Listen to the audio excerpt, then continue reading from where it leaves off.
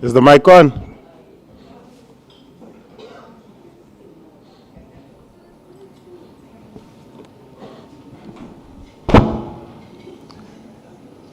Testing 1, 2. Okay. Good morning, goeiemorgen, dumelang, molweni, absheni. How do I say it in Venda? Nda. Awe. Good morning, everybody. If everyone outside could join us, we're about to start. Good morning, lady. We're going to try this again because I think the energy is not here. Great morning. All right, good morning. Welcome to day 3 of the ABASA convention. My name is Thabo Godfrey Mongatane. I will be your host for the whole day. It's good to see everybody back and energized. If you could also just try and move closer. Thank you so much. It's been an interesting 2 days already. So we will be getting on with the program now. Madam Press, just to confirm, we live online as well. So good morning to everybody online. Thank you for making the time to join us. So today is a jam-packed day, and there's a lot of discussions that we need to have. So what we'll do is we'll move very swiftly. Today we'll be focusing on a number of things, but before I do that, I'd like to just officially welcome everyone, but I will ask my Madam President to come up. Welcome everybody, and then we can get the show on the road. Madam President. Ladies and gentlemen, welcome the President, Ms. Linda Makoma.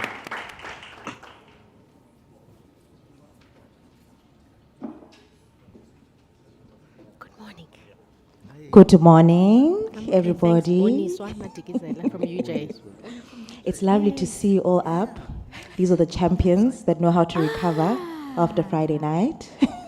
I've seen pictures, and now Thank you I'm very much for seeing being you here, in colleagues. person. I think we've had an eventful couple of days, kicking off with the past president's dinner and the golf day, and yesterday the business indaba and the women's circle. But actually in 2017, but today I we're was really the going Cypher back to who we ambassador. are as an organization and some of the conversations we need to be having.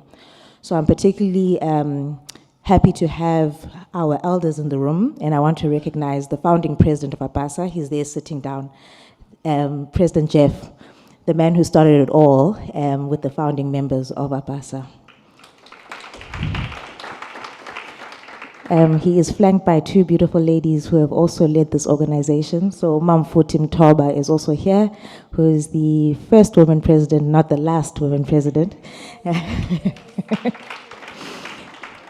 And she's joined by Umam Tandasafubu. Madam President, thank you very much for being here. And we have other presidents that are coming through. But also we have our stakeholders. And I think it's particularly important that I recognize you. And thank you for making this convention possible. Everything we're doing here is the collective effort of all the people that believe in the vision and the mandate of ABASA. It's lovely to see UNISA here. It's lovely to see SIPAs, SICAs, ACCAs, CIMAs, and really driving the inclusivity that we're talking about. We really want to see leadership excellence. And these conversations are speaking to our strategy, which cuts across education, transformation, and economic participation of our people. But we need to get to the core of what is our role as accountants, what is our role as ABASA, and some of the things we are seeing in the country. We can't limit ourselves to the profession and to the sector. We are an enabling sector, and therefore we play an important role. So as I open up today and welcome you, I want us to be mindful as we engage that what we are saying here today should be what we are going to do when we leave here. We didn't spend all this money together for us now to waste it and not actually do the work and implement some of the things that we believe should be done. And ABASA has the power to do it. Thank you very much for being here. Welcome, and please enjoy the day.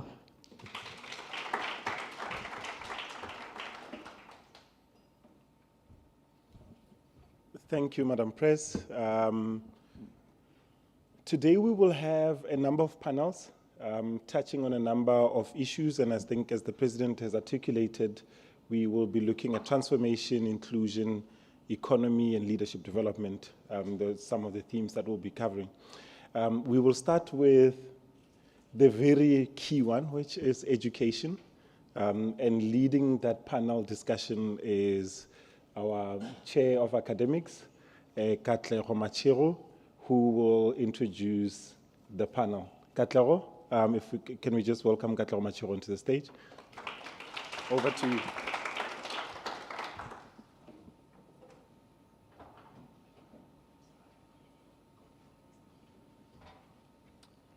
Morning, everyone.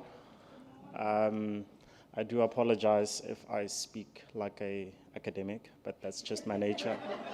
I'm used to speaking in that way, and I'm sure you will see it as well from the panel.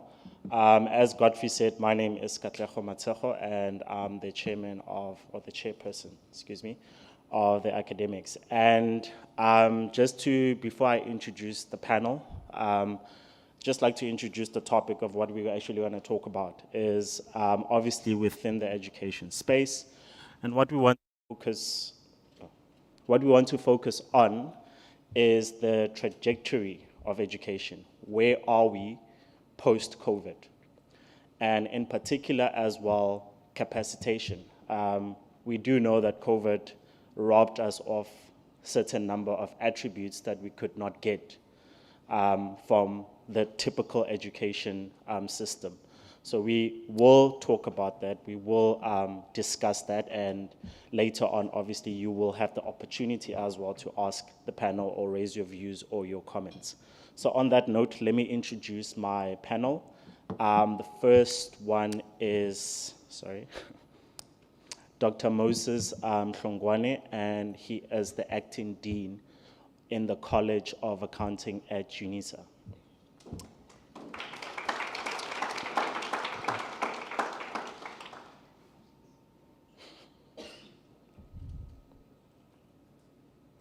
Yeah, you can sit, sorry. Take a seat, sir. And then a rose among the thorns, Boniswa Madigizela, senior lecturer at the University of Johannesburg.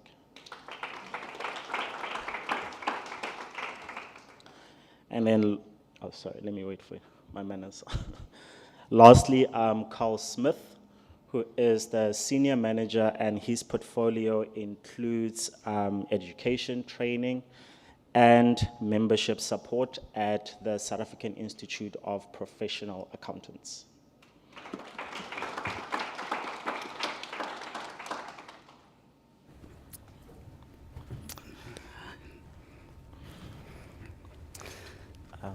Can we get some oil?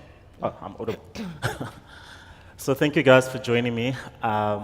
Yes, I'm pretty excited. I love education, and I'm pretty excited to just pick your brains and hear what your thoughts are. And I thought just to kick us off, and we've always talked about COVID and the negative impacts and what it has automatically taken from us. But I thought maybe to kick off this conversation, I just want to hear from you guys, especially taking into account that you interact with different people at a different level, What are the positives, things that you have seen that COVID has actually introduced within the education space from your own vantage points? So I will start with Ms. Madigizela. You're starting with me. Good morning, ladies and gentlemen, and thank you so much, Kat, for that question. Having been in the education space at UJ for the past 10 years, it has allowed me to have the opportunity to actually see the ins and outs of the different cohorts each and every year. And to answer your question with regards to what are the positives that COVID brought for us, I would say firstly, COVID brought opportunity by exposing us as a country with regards to what we say is higher education and how that higher education is fit for purpose. So, and it showed us an opportunity to see that in reality, digital literacy is very much behind because mainly within University of Johannesburg, majority of our students, close to more than 80%, come from marginalized backgrounds, and which represents most of our communities that we serve. And by virtue of that, you then realized that there is a lack of resources that actually equips these very young ones that are meant to be the future workforce. So the blessings is that it almost called for a reform, if I should say, to when we say we are educating, what are we doing? And probably most of the time, we had focused so much on technical content. And whereas, therefore, education is more holistic than just giving content. And it gives us the opportunity to re-engineer, to actually say, all right, we thought we were doing A, B, C, D. So are we meeting that? So, if you don't mind, I can actually give an example to say the 2020 cohort, which we call the COVID babies, only had 2 months of actual on campus. And do you know, or you can actually go back to your own experience to say how much learning took place, not in the classroom, but by you entering this institution, by you engaging and getting a sense of belongingness by virtue of seeing others, by going to the library, others are studying, others are doing that, by even stepping into an exam hall, you know, it prepares you. So those students only had 2 months. And by virtue of 2021, they are in 3rd year now. And actually, what are we dealing with? We are dealing with first years. So they are not ready. I would put it that way, in a sense that the environment being the physical education space, there's an added development and learning that it puts into the person in addition to what we deliver in the classroom. So that's where I would like to end off with regards to what it has the contributed. benefits that COVID actually brought for us. That is Thank you. such a unique take on it, like looking at it from an opportunity viewpoint, because when you say opportunity, often people attach gains to it. But it came across as, let's go back and relook what we need to do. Moses, with you being in an institution where it's distance, more or less people are on their own in the inverted commas. What do you think, like the same question, what have you seen as a positive in that regard? Thank you so much, and good morning to our audience here. Well, from UNISA point of view, which is an ODEL institution, the first thing that we actually had to look at is the kind of the graduate that the industry needs. It is important that now we had to relook at our curriculum. We had to relook at our PQM in order to make sure that what we offer to the industry, what we offer to the country, the continent, and the globe is actually fit for purpose.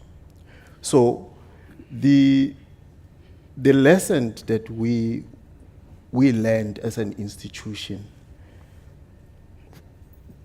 from the COVID babies, as my colleague has already said here, is that as the institution, we were actually looking at moving into fully online in terms of our teaching and learning assessments, especially examinations.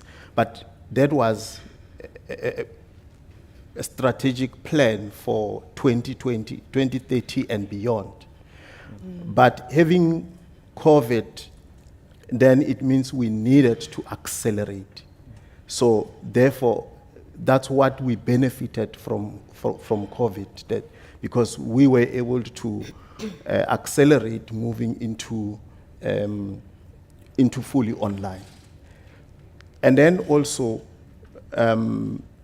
we are now able to offer all our assessments, conduct all our assessments fully online, well, not taking away the fact that we do have challenges.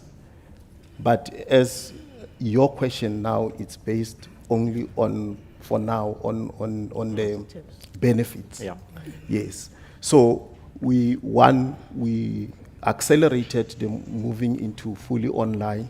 Two, matching our PQM with the needs of the industry, which is very, very important to make sure that our offerings are actually fit for purpose, and also that the graduates that we produce, making sure that they are relevant for the industry, especially in terms of technology.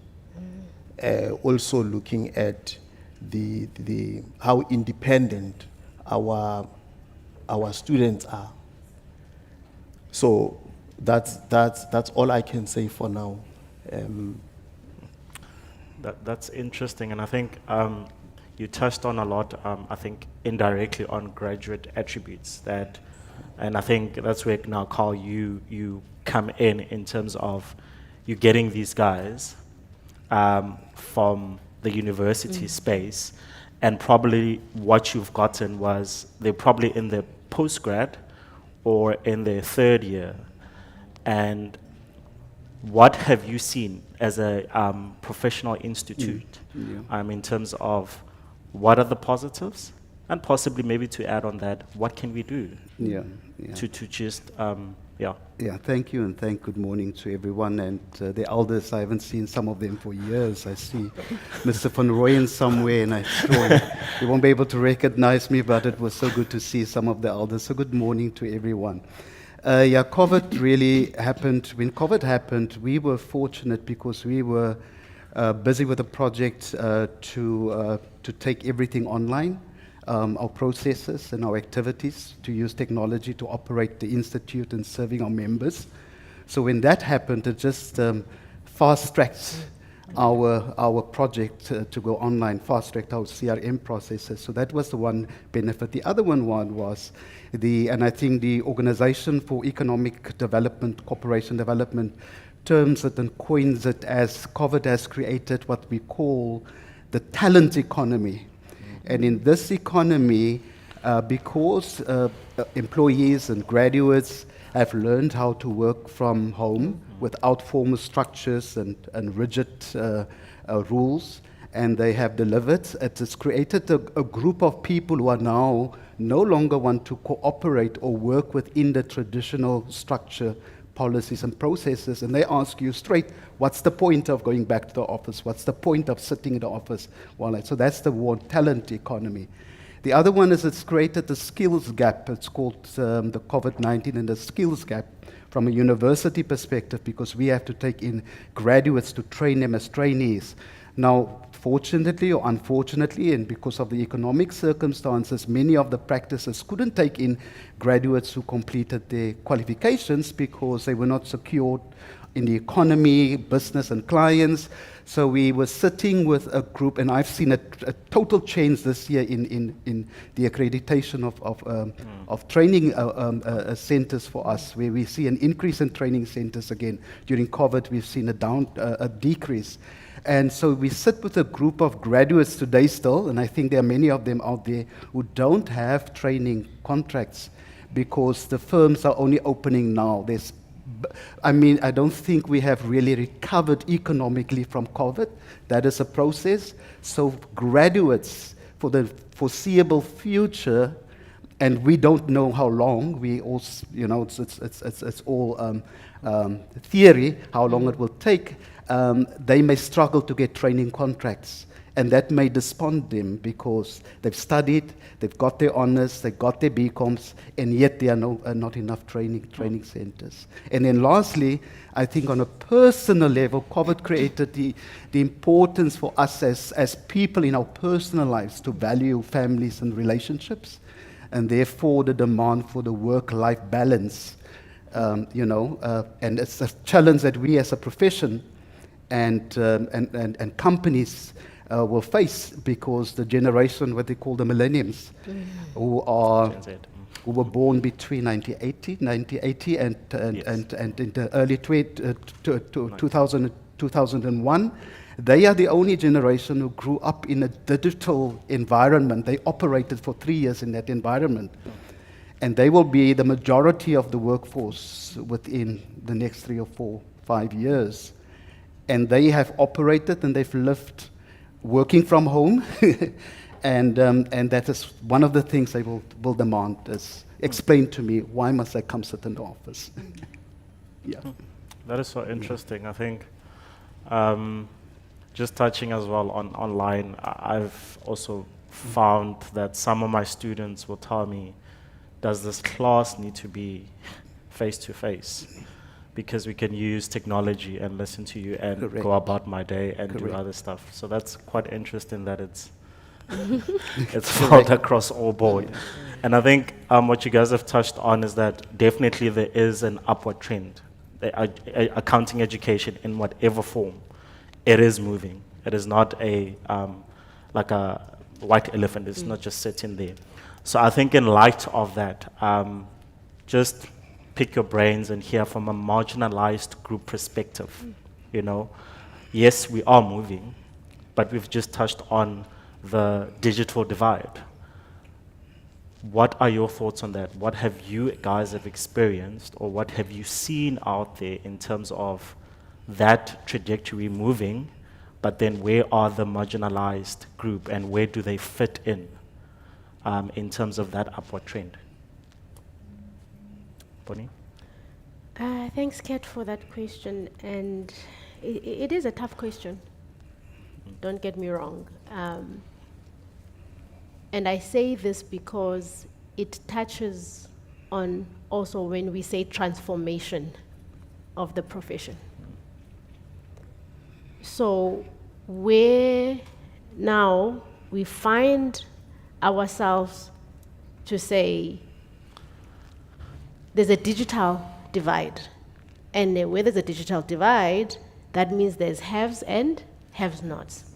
So the students that seem to have progressed or flourished during this time are the ones whose foundational education was such that there's a Wi-Fi at home. They've learned how to self-manage because of the type of education that they had received. So where majority of the marginalized come from, the background is not as supportive as the ones that I just referred to. And so they are starting off not on an equal footing, and they are expected to perform at a level that the haves should be. So now, that digital divide meant there's a skills, for a lack of a better word, gap in the individual to say, I have to learn this accounting syllabus, and guys, we all know those 4 subjects. They are hectic, it's like having 4 boyfriends. You know?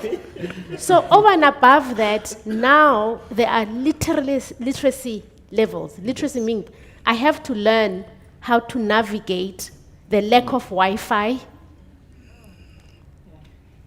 Ne? I have to learn information literacy, guys. So it's digital information, because now you have to unpack this information and make it, because I mean, let's be honest, most of our subjects are very abstract. Very abstract, and you have to bring them down to a lived experience. But now, if I don't have that interaction with my lecturer so that they bring it down to that level, what's going to happen? Something that is abstract, we just cram it. You learn it in a way of grammar, and you're like, okay, regurgitation. So can you see now the gaps that are happening to this marginalized person who we want to bring into the profession as a fully fledged individual to deliver on the mandate of being a business professional? We want this person who will be agile, who will be a problem solver, and. But now, what is happening? They have to resort to their own survival instinct in order to make it happen. And then, as lecturers, we come in, we're like, you should be like this, should be like this, should be like this. But what was developed during this period of time? And then survival instinct says, I'll collaborate with others in order to make it. And then when you're collaborating with others, writing an exam online, then the integrity of that assessment that they submitted is questioned. And then we say, are you ethical? Because they were collaborating with others to write this exam. So, okay. That's a difficult question. It's a difficult question. Because for the marginalized, again, I go back to the point that education has to be holistic and not one-sided. So yes, the millennials can be saying we come from a digital background and we want everything to be online. But learning goes beyond just touching the screen. There is that human element that needs to be there in us building these professionals. And our marginalized individuals, or from where the communities will come from, or digital, yes, it's nice, but we still have to level up the playing field. So as much as we're always looking at equity all the time, but there's an equality that needs to start off with. So, lovely digital, study online, yara, yara, yara, yara. But if you're not coming from the same level playing field, we are doing a disservice to those marginalized individuals. Thank you. That's quite, yeah, I think someone is clapping. I think that quite, like, yeah, that's, yeah. Yeah, it's quite gut-wrenching, almost soul-wrenching, but it's reality, I suppose. Moses, I think from sure, I'm still stuck on what you've just said. It's, yeah, Moses, care to weigh in? Care to weigh in on the trajectory in terms of, I think especially, I think, like I said, your situation is a little bit more unique in terms of your target market is people that you would expect them to already have that level playing field. Then how does that look like for you? But obviously within that target market, you still have guys that are marginalized that may not know what another person may know based on how the community and the upbringing and everything else. So in an ODL institution, how does that look like? Yeah, this is a difficult question. I agree. And going back to why UNISA was established, it was, in the first instance, targeted to accommodate the working class.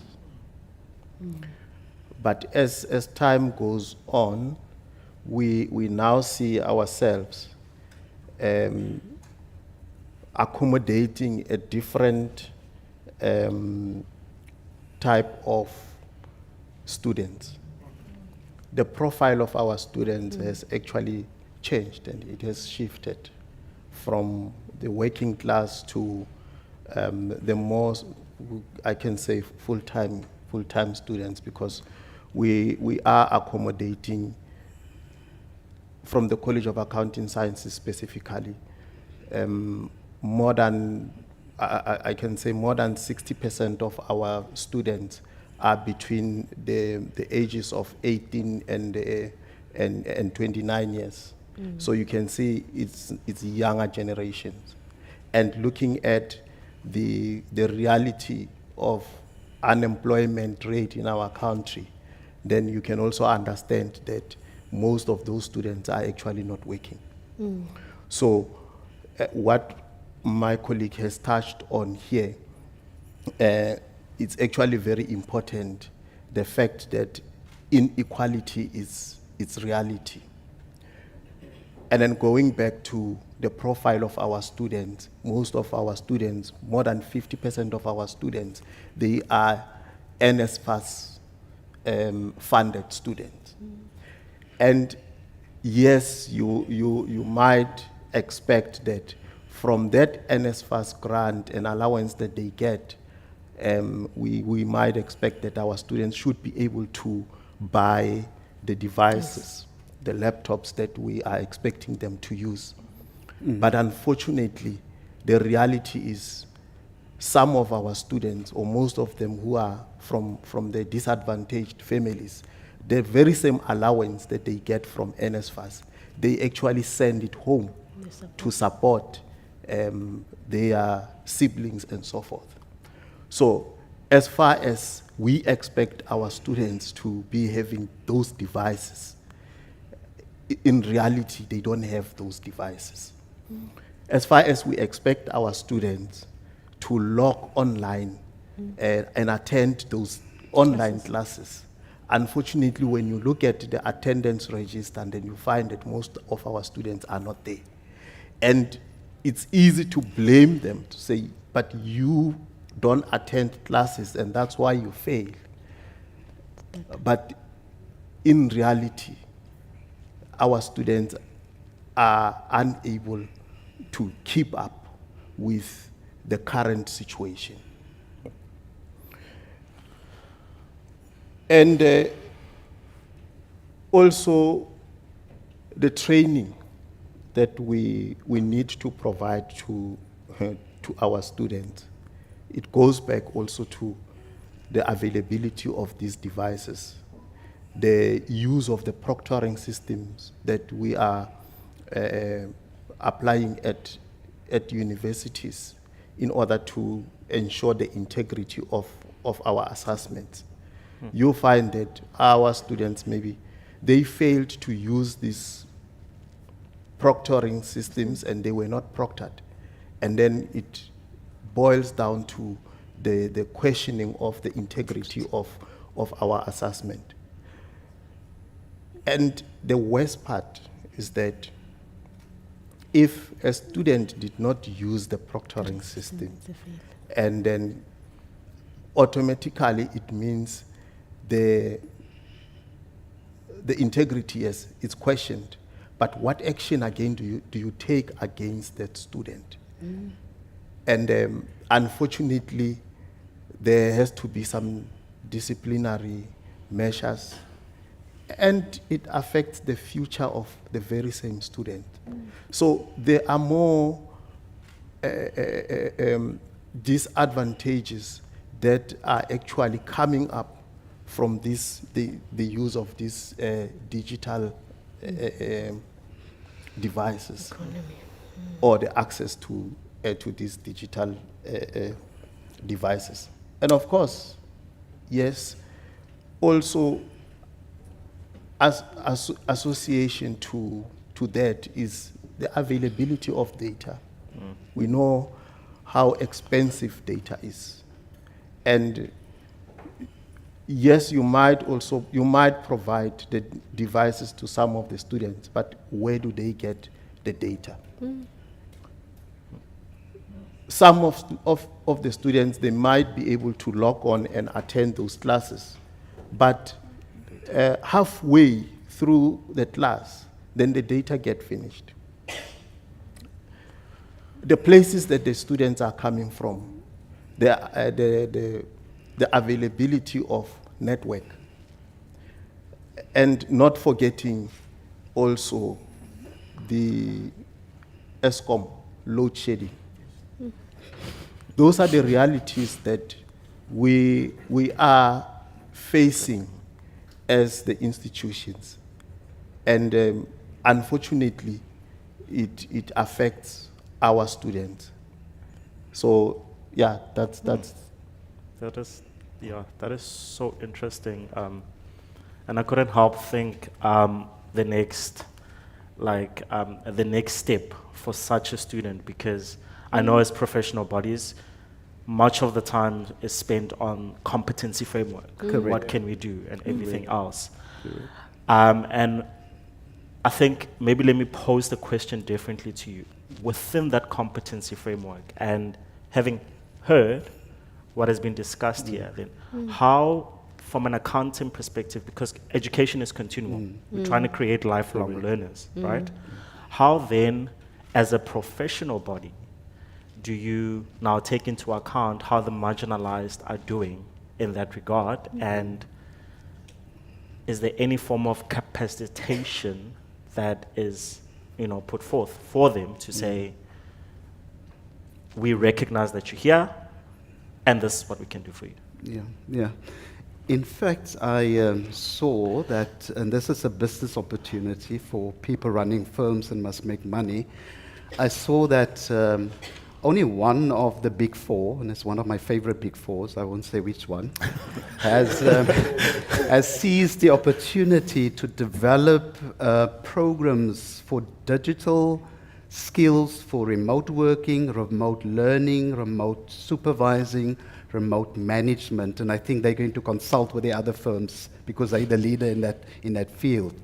So from a digital skills point of view, if I just look at our institute, where we have a program which we call the Project Achiever program, which is a program, and she said to me that she's one of the products of Project Achiever, where we prepare our candidates to write the examinations. And like Eunice, my boss, I think is here, called us in when COVID happened, and he said, we're going to go online, we're not going to postpone our examinations like many of the other professional bodies did.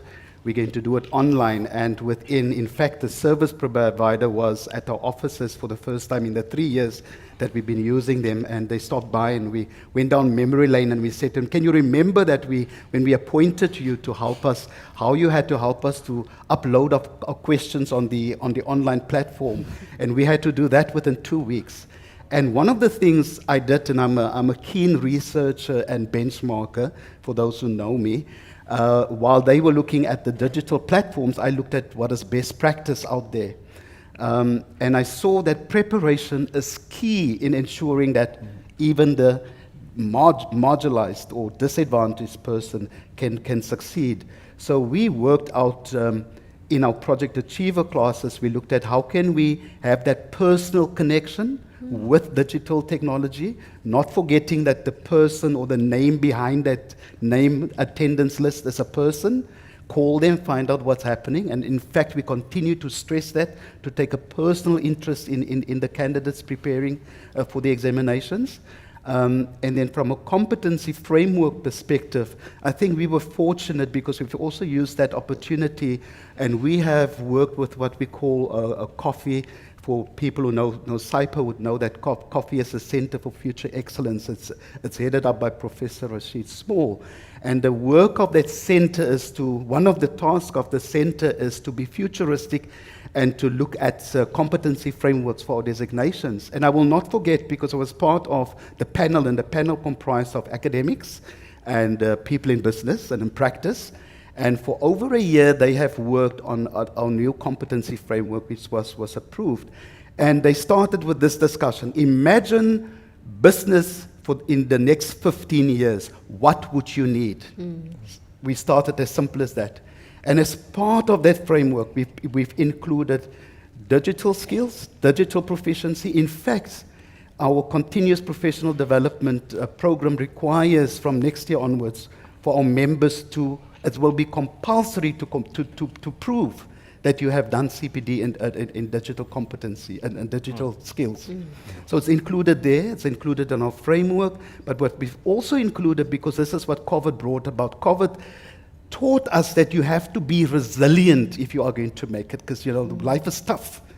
And so we've also incorporated skills such as emotional intelligence, communication, beyond digital skills. So from a competency framework, we build that in there.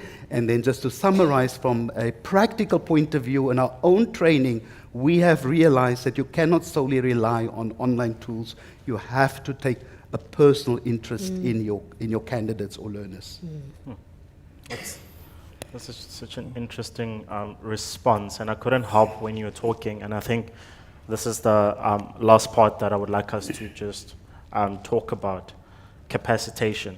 I'm just going to twist it a little bit. A lot of time we talk about capacitation of the candidate, the students. Thoughts on capacitation of the capacitator? I love that. I love that one. And my thoughts on that, before we can capacitate, it is important for the individual to understand, or the capacitator, what is the intention behind what I say I am doing? What is the end goal? Because sometimes where the intention is just for me to move along, my vested interest in the capacitatee becomes misaligned. Because where I'm aligned to say, I see that I am preparing a future business professional who will be a leader in the space and who should be this type of person or graduate and professional. So therefore, it means that me as a capacitator, I need to recognize what is it that I also need in order to be able to support. So you find, I'll use an example. The profile of the student in terms of them being millennials, they are lovely, lovely individuals, but they're very sensitive. We come from hard stock, where how you are taught.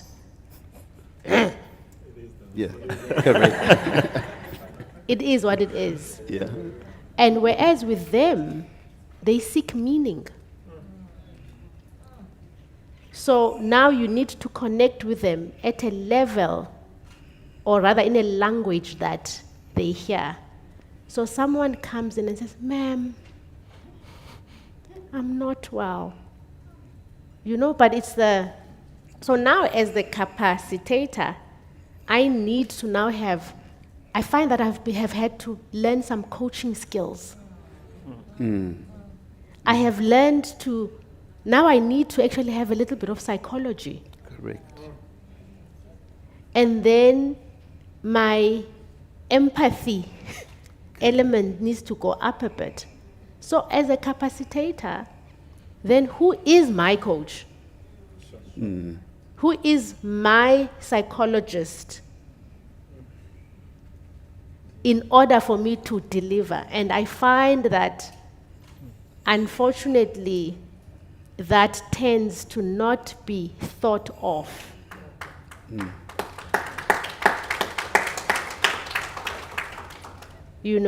So, and I go back to say, what is the intention? So capacitators coming into the space need to really connect to their why in order to see longevity in this space. And when you connect to your why, you connect to your meaningful work. You say, this is what's meaningful work. And also it means you connect to seeing opportunities that will make me a better capacitator.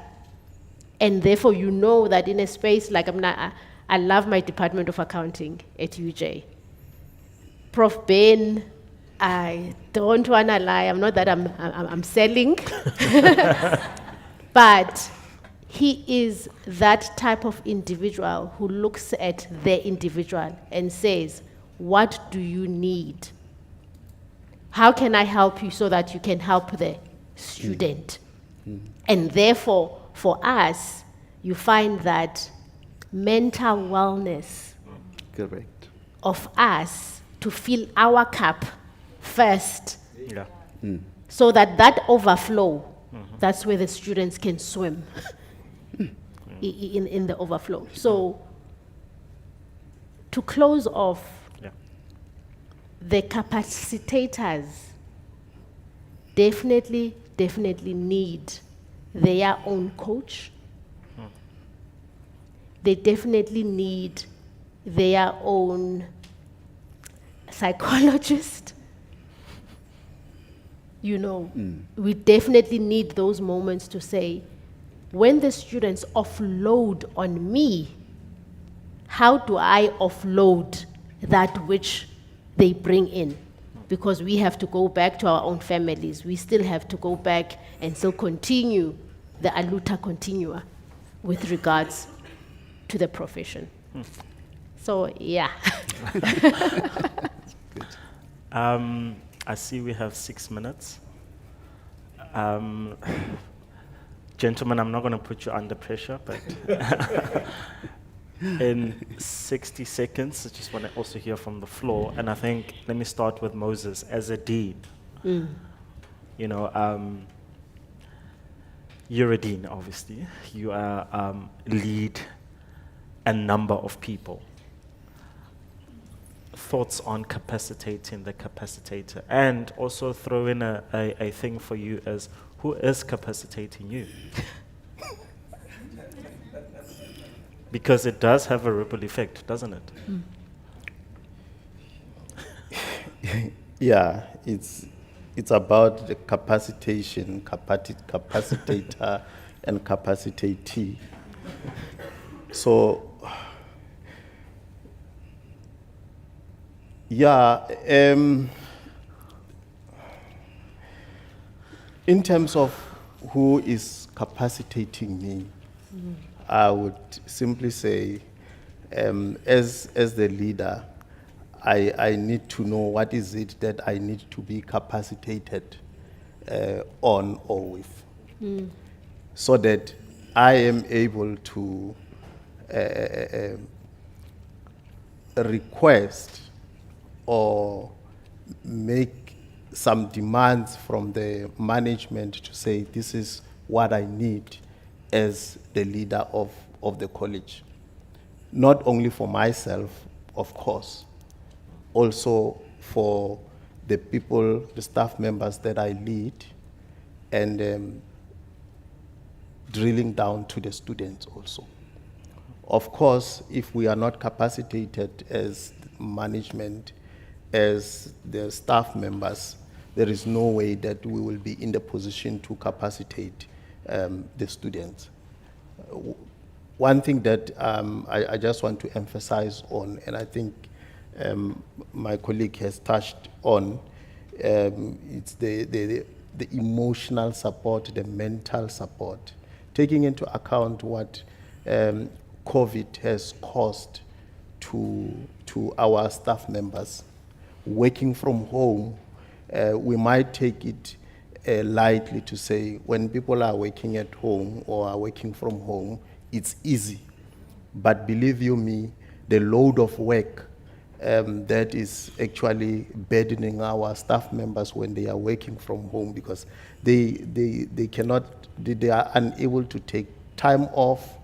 They are always in meetings and so forth. Whereas when you are working from office, at least when that hour that you take to travel to the office, and then you are able to take lunch and so forth, at least it makes a difference. But now when people are working from home, they are always on their computers, and that needs the staff members, they need to be supported in that instance. So, yeah, thank you. Yeah. I'll ask this.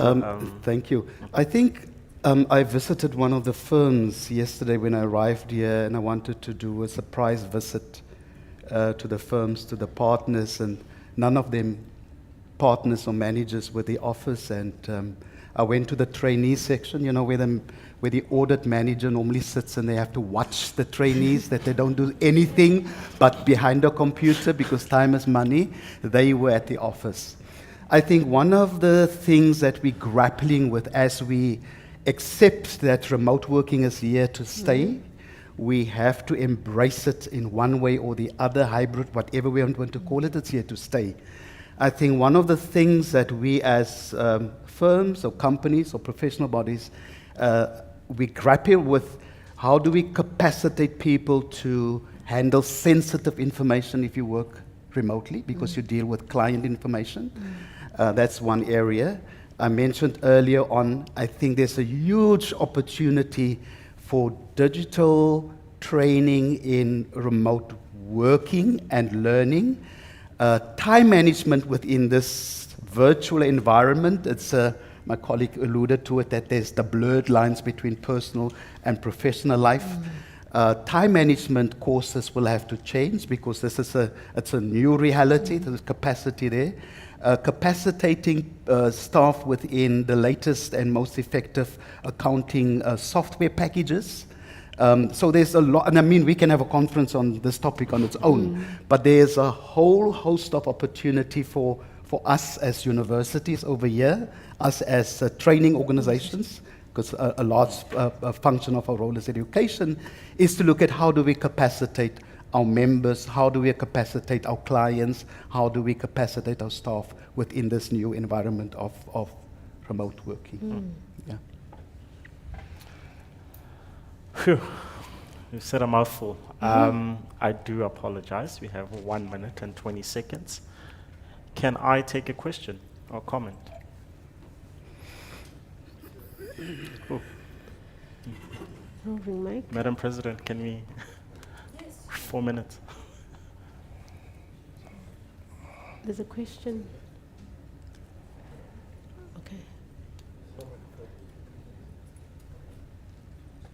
So I see a hand there, I see a hand there, and then 4, 5. Okay. Can you just quickly raise your hand up?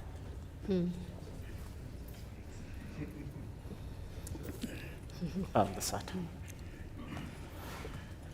Thank you so much to the panel. In the interest of time, I'll get straight to the point. So, as a student, I think it's really important that I provide a student's perspective. And what I wanted to bring to the floor is that the way the qualifications are structured is so that information transfer that you get from the Big Four capacitates you to become a critical thinker. You must be able to sit down and actually evaluate the information you're given and actually bring it to life and make it useful for the questions that you actually receive. Correct. But we have a situation where for the past 2 to 3 years, students have adopted an approach of CPF, cram, pass, and forget. Yeah, CPF. Right? They've got into a phase where I'd rather learn to forget Yeah. than actually learn To to remember. use it meaningfully once I go to PGDA or whichever program I decide to do afterwards. So,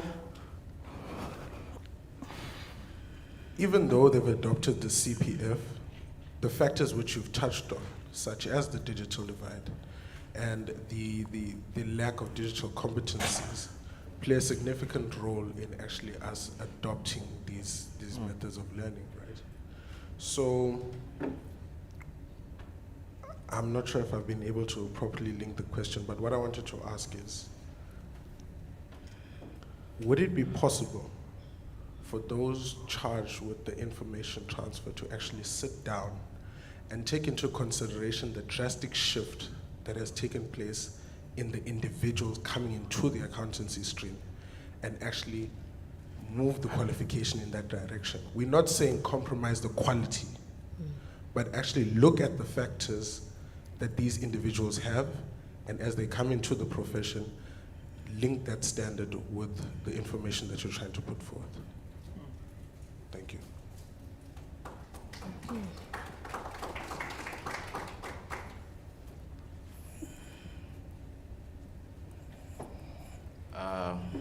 Hi, everyone. Should we answer that first, or Oh, should yeah, I was we going go? to ask whether. Let's take three. Okay. Yeah, no, you can ask your question. I can ask.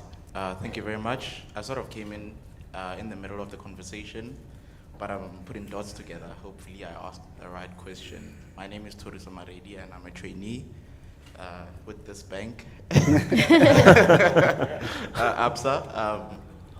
My question is, so I work remotely, like hybrid. Go to the office once a week. In my first year, I never went to the office. So that's the world of my work right now. And I hear that people from UNISA and UJ on the floor. And I want to ask what the schools are doing to prepare the learners for the type of work that I do now, so hybrid work or remote work, because I believe in practicing how you're gonna play. And then because I'm a black child, my sort of background, is we don't have proper network where I come from. We don't have, when load shedding hits, it's off, you can't work for the 2 hours or 4 hours. So I guess it's the same for the learners. So how are you guys embracing digital, but at the same time circumventing, my background as a black child? Because UNISA and UJ produces the most black accountants, so you guys would have the most impact. Yeah, thank you.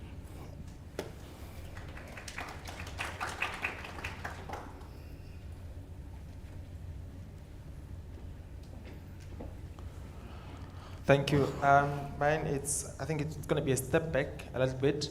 You spoke about first years where in 1 year they had 2 months experience of physical content.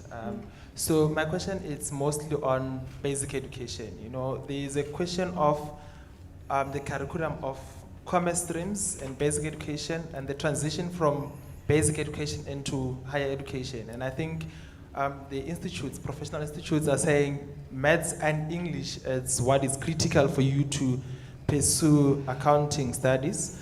And if we look into the numbers in basic education, you would realize that most people are doing maths and English are doing science streams, not necessarily accounting streams. So my question is, the first one is, what has been the observation with higher education institutions, as far as the intakes who are coming from science background, as well as those who are coming from accounting background?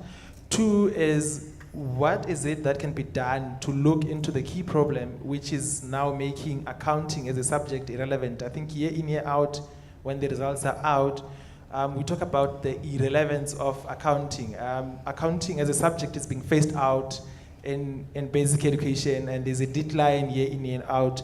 So what is it that can be done from a ABASA's perspective, from the higher education institutions, as well as professional bodies, to look into the curriculum the same way you are setting out competencies or the expectations of what a student should know by the end of their qualification, so that those who are doing basic education, they come in with some knowledge which it's more relevant for them to add onto that when they are at higher education. Thanks. The panel, you can Yeah. take the questions and then. Panel? I hope someone has been jotting down those questions. Yeah. One is, how do you capacitate, or what is the institutions doing to cater for the black child in terms of, yes, from a digital perspective, but beyond? Beyond, how do you circumvent the issues that are caused by my background? Yeah.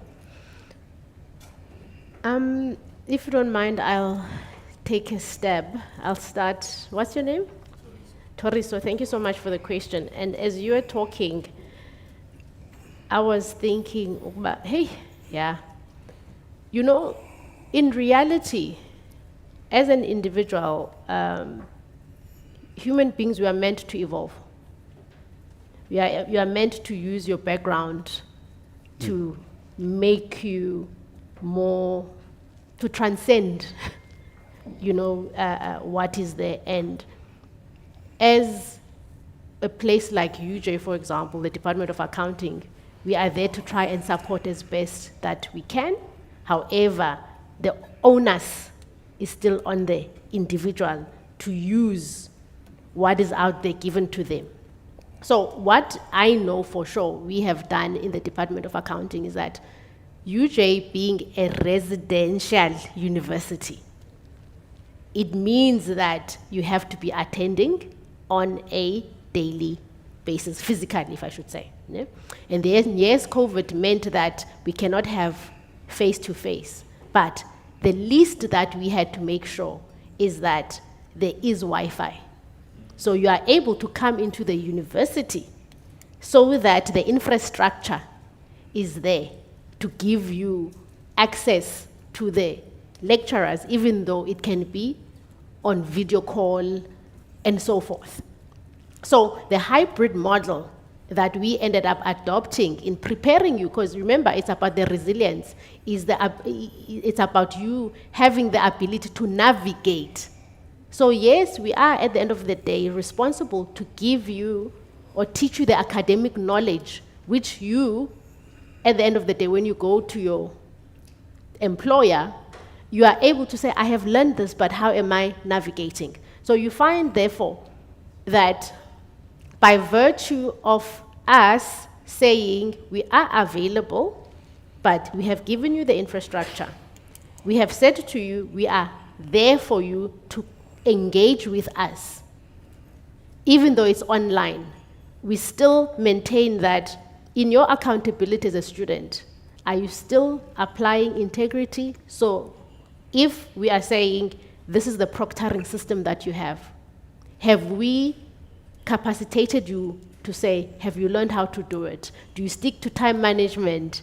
Do you deliver? And so forth. Because at the end of the day, those are still qualities that you'll be required to do, regardless that you come from a particular background.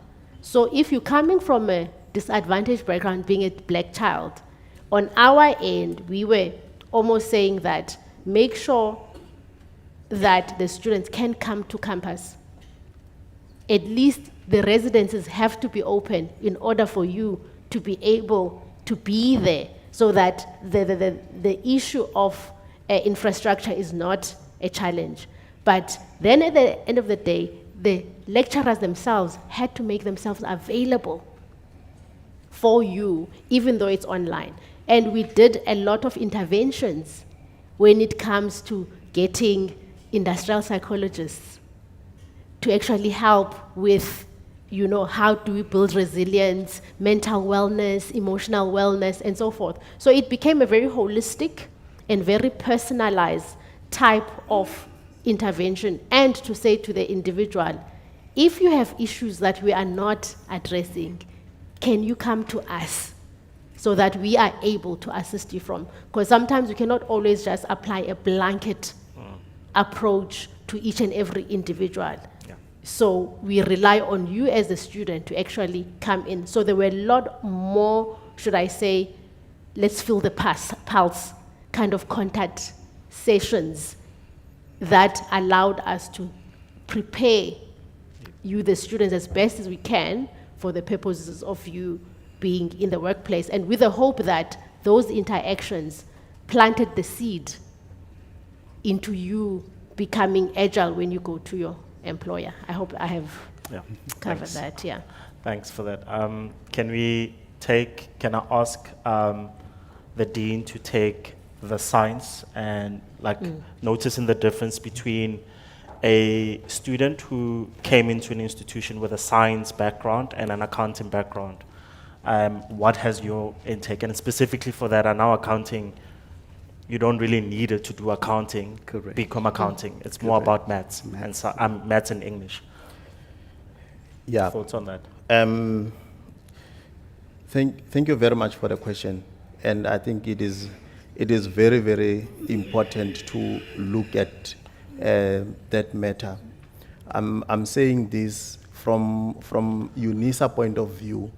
we are actually having community engagement projects where we are visiting basic education, we are visiting schools.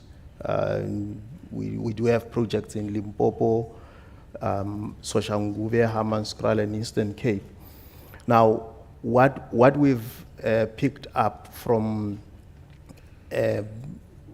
the time when these projects were established is that each and every year we experience some schools having to do away with accounting. The reduced number of learners who are taking accounting as the subject. And that is also seen in, if you look at the annual basic education report, examination report, you'll also realize that the number of students, the number of learners who are writing the accounting exams, it's also decreasing on annual basis. So it is important that we engage with the Department of Education to see to it that accounting does not fade away. Most importantly, that the possibility of a learner taking commercial or BCom accounting or so at the tertiary level without having done accounting at school, the possibilities are very less as compared to those that have done those accounting at schools. So that is what I think needs to be done. We need to collaborate with professional bodies. We need to collaborate with institutions to make sure that we, also with the Department of Basic Education, to make sure that this accounting subject does not fade away. And this also needs to be addressed from capacitation point of view that you have mentioned, our educators at basic level. Because the fact that we don't have learners who have interest in accounting, it might be the fact that they don't have qualified educators who can teach that accounting. You will find that only at a certain school, they just pick up an educator who is doing biology or is doing maths. They say, no, you can do EMS. And what it does to the learners, because the teacher cannot transfer that knowledge, and obviously he or she cannot also influence or the interest on those learners. So it is very important also to look at the capacitation of the educators at basic level. Thank you. Thank you for that, guys. I think we've run over time. Thank you for the panelists. Thank you for allowing us to pick your brain on these matters. And thank you guys for entertaining this conversation. So thank you very much. Thank you.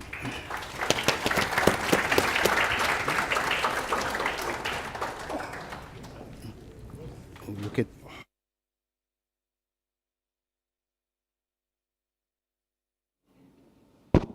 Ladies and gentlemen, let's give it one more time for Katla and the panel. So, very important thing, as they were talking, there was a bit of reflection on my side, and as I was going around the room and speaking to people, when we talk education, we mostly focus on undergrad. And to whoever is listening and to whoever is watching, I would want to challenge you to think about post-grad, what would be the issues. In high school, I think that question becomes very important. And also in some of the programs that we used to run as ABASA, how do we resuscitate those programs? Who do we need to talk to who used to lead those programs within ABASA so we can bring them back? But also at another level is that during our trainingship, so when you look at the articles that are offered or the workplace experience that's given, that's also education. That's practical education that we also need to look into. So when we take this discussion and the questions, let's stretch it a bit to then say, in the environment that I am in, how am I accommodating some of the issues that were raised here, and most importantly, as ABASA, what would you like ABASA to assist us, to assist you or your organization to get there? How do you want us to help you together? So thank you very much to the education. We will move on to the next panel, but before we do that, there's a video that needs to play, and then I'm going to hand over to Ukayas Tole to introduce his panel. You ready at the back? Nazo? The ABASA president, past presidents, the board and the entire leadership of ABASA, conference delegates, all protocols observed. On behalf of SAICA, its leadership and members, I greet you and welcome you to the annual convention of ABASA. The theme for this convention could not be more appropriate: driving leadership excellence. Our country, and indeed our profession, need leadership more than ever before. As the accountancy profession, we find ourselves at a critical time in the history of South Africa. After the COVID-19 lockdowns, we facilitated the recovery of businesses as an industry. While some were saving lives, we were saving livelihoods. Currently, we are facing low growth, rising prices, unemployment, and thus social, economic, and political insecurity. This is compounded by the energy crisis our country faces. It may appear to be a bleak prospect. I believe the need for accountants and the value and assurance we provide has never been greater. It is for this reason that SAICA is convening an Economic Difference Makers Conference in Durban on 14 November 2022 to discuss what an economic recovery strategy for the country should be. I encourage you all to participate. As an industry and as a member bodies, and SAICA and ABASA and its members must drive the ability of business and our communities now, not just to survive, but to thrive. By fulfilling a positive role in the economy, not just from a competence but also a transformative perspective, we will further consolidate our value and relevance in the marketplace and thus continue to re-establish trust in business and the profession. Our collective opportunity has never been more required or more timely. So let us make the most of this opportunity and make a difference. Your conference is the ideal opportunity to direct how we can make a difference in South Africa from an economic and transformative perspective. So will the SAICA conference be. I therefore wish you all an enjoyable conference, and may this event bring purpose and direction to the undoubted impact we have in our chosen profession for the benefit of all South Africans. Thank you.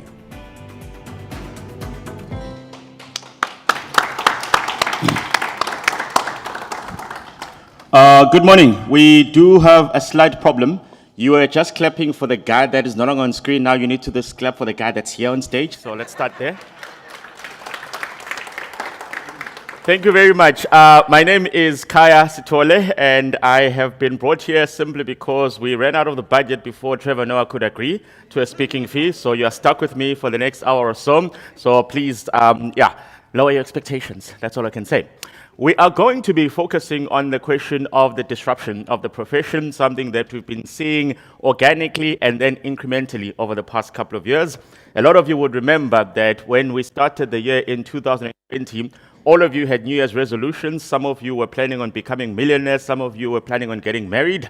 Some of you were planning on getting divorced, but none of you were planning for something called a lockdown. So it was a great lesson for everyone else that even the best laid plans of mice and men can sometimes go completely the wrong way around.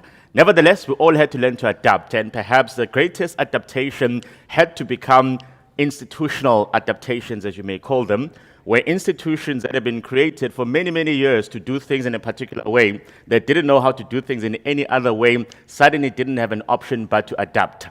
The accounting profession and the auditing profession in particular are notorious for refusing to change. So every single person insists that you must do a sample and that's how you must do an audit, in spite of the fact that computers can now do absolutely every single thing. Nevertheless, the adaptation was forced upon us, and 3 individuals are going to take us through what they learned through that particular process, what they observed, and more importantly, how their institutions responded to those particular disruptions. There are not just 3 panelists. There are sort of 3 superstars. So what you do with superstars is that when they walk into a room, you're supposed to stand, but you guys didn't do that, so I'll forgive you for that. But when they do run up to the stage, you're supposed to clap. And when you clap, you must remember that these are the Oscars of the professional accounting profession. So every single person who's in here is a superstar, especially me. So please be aware that you must acknowledge them. I'm going to start with Dariro Motidzwa, who is, of course, the Regional Vice President of the Association of International Certified Professional Accountants. And of course, the very first thing that we're going to ask him is whether she can consider getting a shorter name for her institution. Dariro.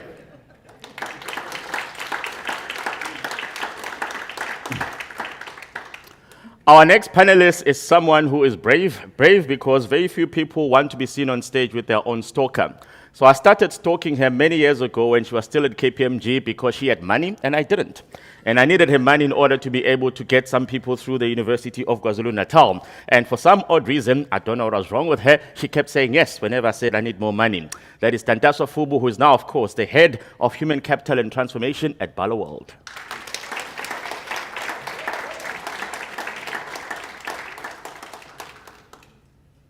Our next panelist is someone who has a very, very unique take on life. What makes his unique take on life is that I can tell you for now that I'm very, very particular with personal space. I don't like being crowded. I don't like being compressed. However, this poor human being has had to share his personal space from the moment he was conceived because guess what? He's a twin. And that is Dario Grassini, who is, of course, a certified professional accountant. And the one thing that he and his twin brother did is that they tried to separate themselves. So they tried to be different. So when one decided to be a traditional CASA, the other one said, I also want to be an accountant, but I don't want to be known as the twin brother who's also CASA. So I'm going to be a twin brother who's an accountant, but with a different designation. All semantics, isn't it? But anyway, Dario Grassini is the co-founder of Sapro, who are, of course, our main sponsors for this particular panel. Thank you very much and welcome to my panelists.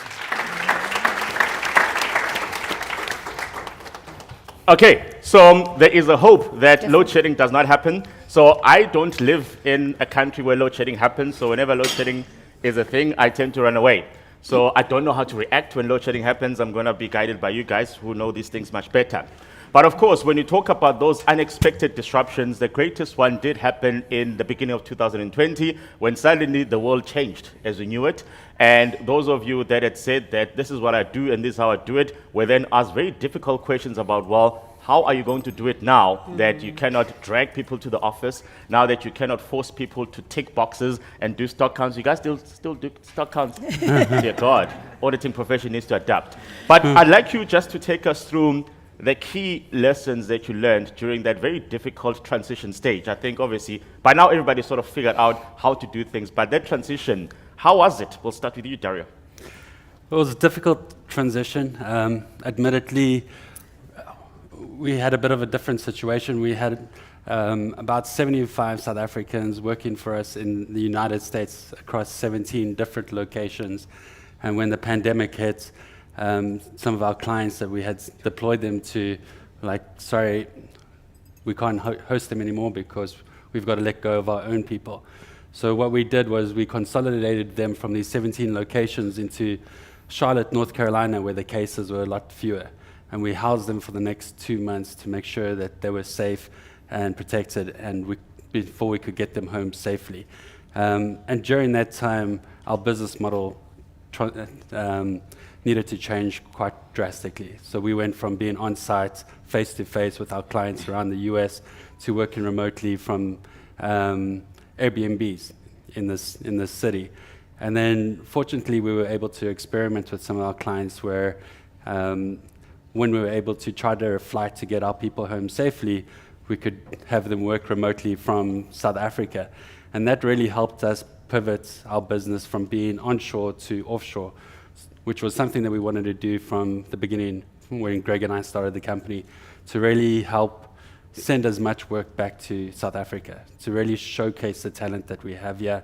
And having the people working locally in South Africa, how did we support them in order to ensure that we overcome certain challenges, which are the time zone differences, the load shedding, communication challenges, etc. And what were the operational things we had to put in place to take care of load shedding and help facilitate people still being able to work internationally and showcasing the amazing talent that we have and giving them the support that they needed to be successful. Yeah, thank you. Dante, I mean, obviously, given the fact that your entire business model is based on mobility and logistics, I'm keen to hear your perspectives on that transition. Thanks, Kaya. Firstly, I just want to say it was a tough time for us. Specifically, I think a tough time for leaders. You know, as leaders, we have always said, you know, we treat our people fairly, we do this and we do that.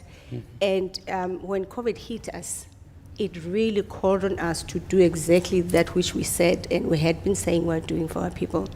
And one of those things was being individual with a person and not treating people as, you know, a whole bunch and understanding what they need. I think Bonso talked a lot about the wellness, and we had to focus on that and ensure that our people are well. From a business point of view, maybe to make your question even more interesting. So what had happened with us, we were in the middle of restructuring the business, and we had just appointed Ramasela as the new CEO of the Avis Rental and Fleet, and she had no prior automotive experience. And I think that helped, actually, that she didn't.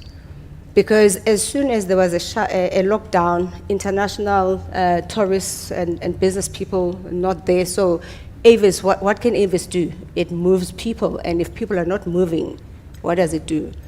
However, we had leadership that was able to think beyond what the business was created for initially, and to say, how then do we use the assets that we have in this current period and generate enough return on invested capital such that this business doesn't go under? And also look at which industries could they tap into, cannibalize, and disturb. So, you know, we've got Uber Eats. Suddenly you had Avis cars delivering food, and delivering food because we went and we spoke to individual franchises and owners of restaurants, and we became their preferred deliverer, and we started doing that thing. So it needed us to start thinking differently and ensure that the business is sustained. One of the things, though, that was not great that we had to go through was to retrench most of our people.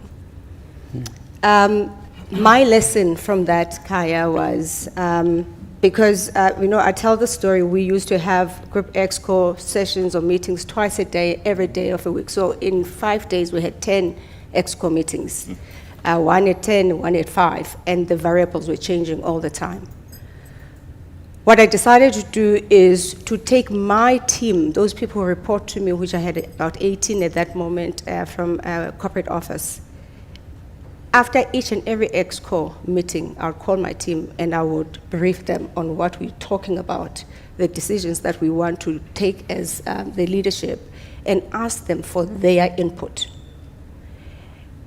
By the time, I think it was 4 weeks down the line, where we got to the difficult decision of having to retrench people, when I went back to my team and I said, guys, this is where we're at, they all said, we're not surprised, we saw it coming.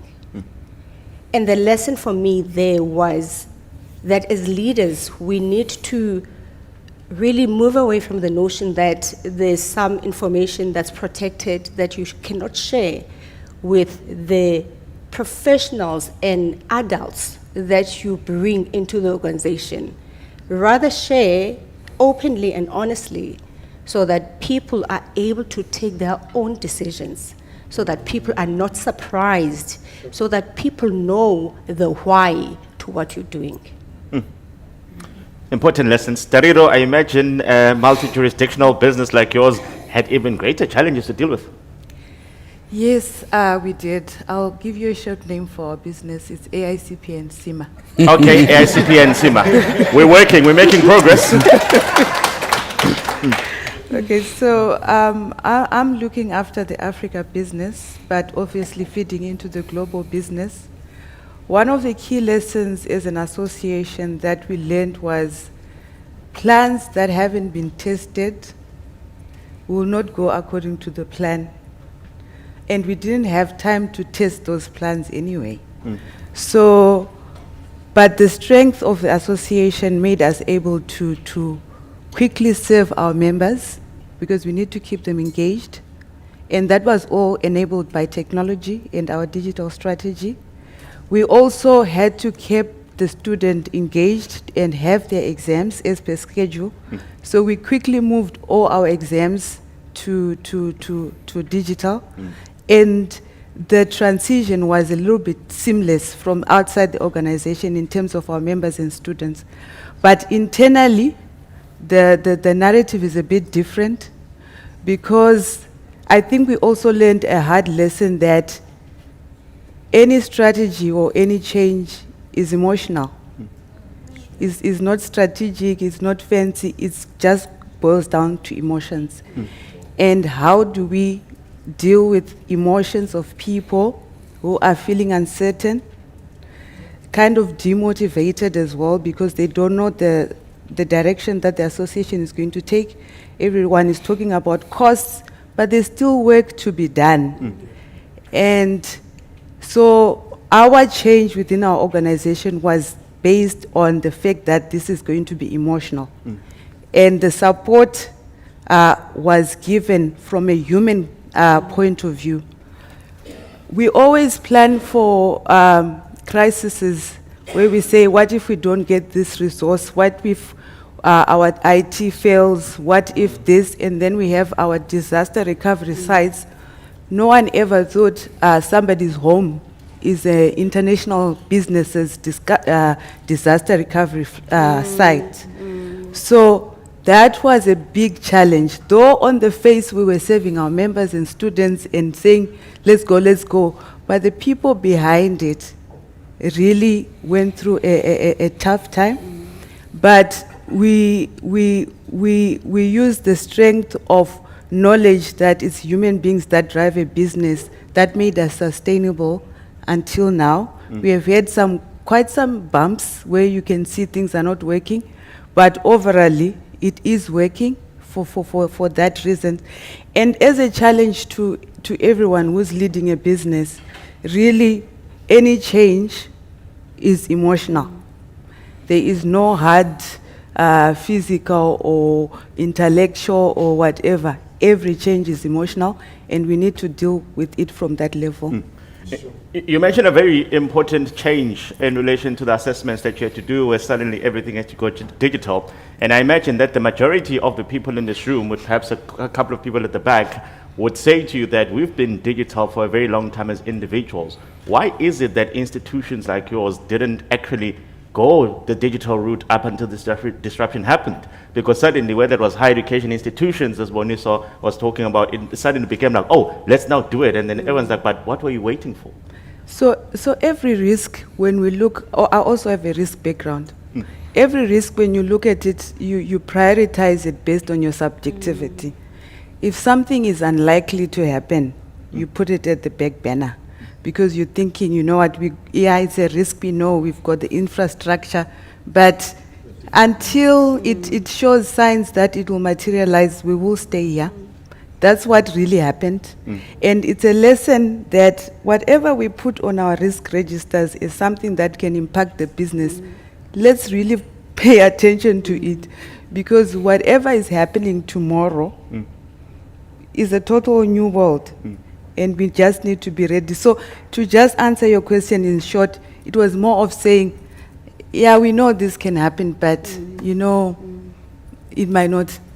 Or if it does, it's going to be an epidemic, not a pandemic, you know. Whatever.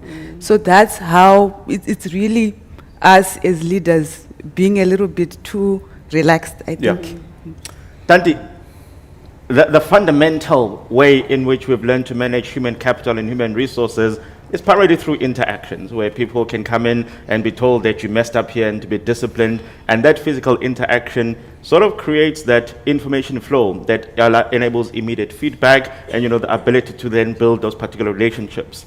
Now, suddenly in a year where you literally could go without seeing your team for months on end and still have to manage their outcomes and manage their expectations, how do you then pivot around that to say, well, actually, even if I can't see you, this is what I still need you to deal with, particularly for people that are entering the business at that point in time? So, Kaya, firstly, I just want to say how you have described the current, the status quo is really aspirational. It doesn't happen like that. You know, the immediate feedback, those things don't happen. People don't get that, which is part of the problem. Because if we're moving from how you have described it, we probably would have a sense of how then do we pivot upwards to get to a point where we can still get the interaction with the people when they're off-site. And hence, I think other people are still holding on and wanting people to come back to the offices. However, assuming that what you said was the standard, I believe that at the core of being at work, at the core of working, it's all about relationships. It goes back to what you said, the emotions, right? So when we have leaders who understand that, then we will have leaders and organizations who start to look at people as people and not as numbers and employee numbers, personnel numbers when you are from the 1950s. So we need to be engaging with the people. So someone joins Kaya while we were on lockdown, and there was no one to come and say, hello, this is your desk and whatever. You know what we did as accountants and auditors? We first were doing substantive work and we're writing with the pens. And when we had to pivot and go the systems auditing, we needed to think, what were we trying to do here? What were the risks that we're trying to mitigate? So how do we automate those? We needed to use almost the same type of thinking to say, if I wanted someone to have this experience, because being at the workplace is about the human experience. If I want someone to have this experience, if I want someone to feel connected to this brand, what is it that I can do? And now, how is it that I can do it outside of meeting that person? Some of the things that we did, and I think we were even in the throes of integrating a new business, because if you remember, we bought the Tonga Starch business, which is now Ingrain. So it was about saying, firstly, let's get people buddies. You know, go back to basics. Get people buddies and ensure that for each person there is a buddy. But not just the people that we're integrating, but people who were there already, because the mental wellness really reared its ugly head. So we needed to have someone, if we're buddies, Kaya, that every day I can check up on you, you can check up on me, and we can have a feeling about where we are from a mental wellness point of view. And if there was an intervention that was required, then the other person would be able to escalate and ensure that you get, you know, that. Secondly, the trust became an issue. Because generally you have to look at the employee engagement surveys, and you'll see that where organizations fall, it's on the trust between leadership and the people. So you needed leaders to reframe and rewire their thinking, their, you know, and their perception of people. And it's quite interesting because behavioral scientists have said this a long time ago, that positive reinforcement works better than the stick. So we needed, as leaders, to start reinforcing positively. We needed to start saying to people, you know, I know you can do this, and giving people that confidence that one, they can do it, but two, that we know that they can do it.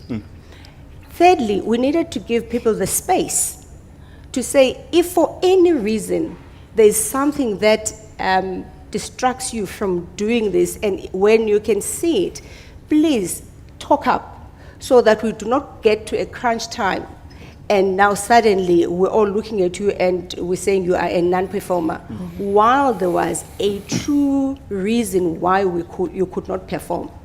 But that required us, Kaya, to say, I am dealing with Kaya because he is Kaya. We needed to forget about the policies. I find HR policies so archaic, so non-developmental, non-empowering. And we needed to take the policies aside and say, at this point in time, when I'm dealing with this person and they presenting like this, what is the most humane, what is the most kind thing to do with and for this person at this point in time? And that's how you build the emotional attachment with people. Yeah. Dario, I'm going to give you 4 numbers. It's not my banking details. I'll give that to you later. The numbers are 3, 23, 75, 350. Talk me through how, in spite of the fact that you are obviously dealing in a client-facing business, clients are folding left, right, and center, you are still able to grow your workforce. I think it comes down to the quality of the people and their ambitions, their motivations, and the strength of character that we have. Obviously, as a talent augmentation business, we always got to put our best foot forward in order to deliver an exceptional experience for our clients. And if we don't do that, we won't be able to create more and more opportunities for our people. So it's super critical for us to be able to showcase the amazing talent that we have and people that can go into the field and really help alleviate the stress and the pressure and the burnout that our clients have, because they're also going through busy seasons. Their folks are also having wellness issues, and supporting them to enable them to provide their folks with super subs, let's call it that can really help them during their peak periods, and also help them go after growth opportunities. So the more quality we can provide to our clients, the better they can deliver for their people and their clients, and that in itself helps open up more opportunities for our people and lay the pathways for more and more opportunities down the line. So that's a critical component for our business as a premium service provider, is really having the fantastic talent pool and having the heritage in South Africa, knowing the quality of the chartered accountants and the accountants here from different backgrounds. It's just amazing being in a position to be able to showcase what South Africa can bring to the world. And we really want to be able to help educate the world on the amazing talent that we have, so that we can send as much work back home as possible to create as much opportunities for as many people in South Africa to think outside of our borders in order to help grow the economy and showcase the amazing accounting backgrounds that we have that can really help shape the future of the profession and help transform and help create that transparency and accountability that provides that trust in the financial market. So it comes down to that quality that we can showcase. And for SAPRO, we heavily invested in our people. We, like you guys, treat our people as clients. We know they're our number one assets. So we're always looking after their best interests at heart. And our number one principle is what is best for our people. And every decision that we make is around that, no matter how difficult it is or how much it hits our bottom line.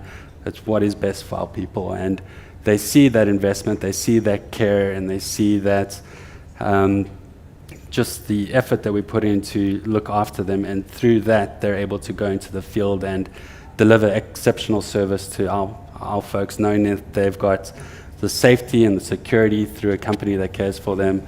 They get the international experience that helps them with their growth. And through that, they're able to really develop into international superstars that really help put South Africa on the map. For a very long time, the idea of international exposure was a bit of a lottery. If you were the one that was chosen within your firm to go on that secondment, good for you. But even that secondment was a matter of months rather than a matter of years. How have you tried to sort of make that more fundamental and more pervasive compared to the experience that we had? I mean, I only did a secondment for 3 months in the coldest place I've ever been to, called Dublin, and I haven't been there since, because no one in their right mind goes back to Dublin for anything. You're lucky. I was talking to someone yesterday who was in Milwaukee. Oh, dear God. That's cold. But yeah, a secondment is almost like a rite of passage for accountants, and it's part of why people join the profession, is to get that international exposure, to develop as well as they can globally, and be able to bring that knowledge back home, that cross-cultural experience that really opens your eyes to what's out there, expands your horizons, and develops your networks, so that you become more of a holistic person and you're not just focused on the local aspects. So traditionally it's always been like a 3 to 4 month opportunity, but we've evolved to try to make it a global rotational development program where you can get experience in the US, UK, Europe, Australia, and New Zealand, either on site or from your home, so you don't have to be away from your family depending on your personal situation, and create longevity within your career with SAPRA, where you don't see it as a temporary stop before you try to find a position in a finance manager role.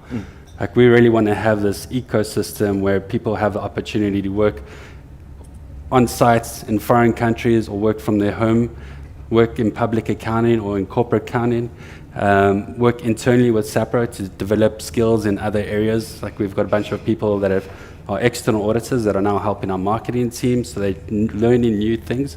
So really what we're creating is a growth and value add journey where people have this ecosystem that goes beyond just the 3 month, but can be up to 3 years or the entire career.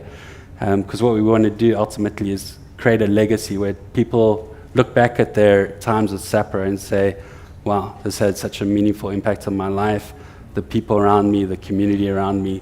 And we don't want to just be a one-stop, thank you, goodbye. We want people to have that security where they know they've got a company with their best interests, where they can build a career with us. Yeah.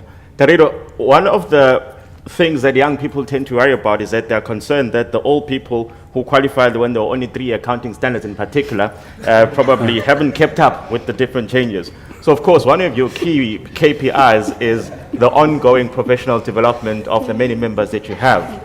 And I imagine that for those people of a certain age who would otherwise not want to get into a computer and do particular things, they haven't had much of a choice. But talk us through what has been the change in how you're still able to enable continued professional development of your members under very difficult circumstances, particularly during the height of the pandemic, and obviously what you've decided to maintain as the ongoing pathways for new learning. Okay. So I'll go back to, I think, 2017, before I even joined the association. So the association almost probably time traveled and changed the curriculum to match the future. So when we were developing it, okay, I'm now part of the organization. When we were developing it, we brought to prominence things like digital strategy, sustainability reporting, also with a bit of integrated reporting is related. We also brought to the fore things like business analytics and storytelling from data to make it part of the curriculum. But then it was outside the curriculum, it was still as a professional development course outside the main. And come 2019, that was included in the syllabus. So we already have our old members coming up to speed with their CPD on emerging trends before it is part of the syllabus. Then it became part of the syllabus. Our new students and members are going through that same syllabus and getting upskilled in that way. And in terms of CPD, our CPD is more of the forerunner into the future. So when you do your scenario planning and see where are we going, it first starts there. Then when it's picks traction and has input from stakeholders, people who've gone through those courses, it graduates into the curriculum. And as we speak, we are also doing our Future of Finance second edition, informing what the nature of the future accountant would be. And we do not leave our old members outside. That's why we still have them with us, because they still feel we are relevant.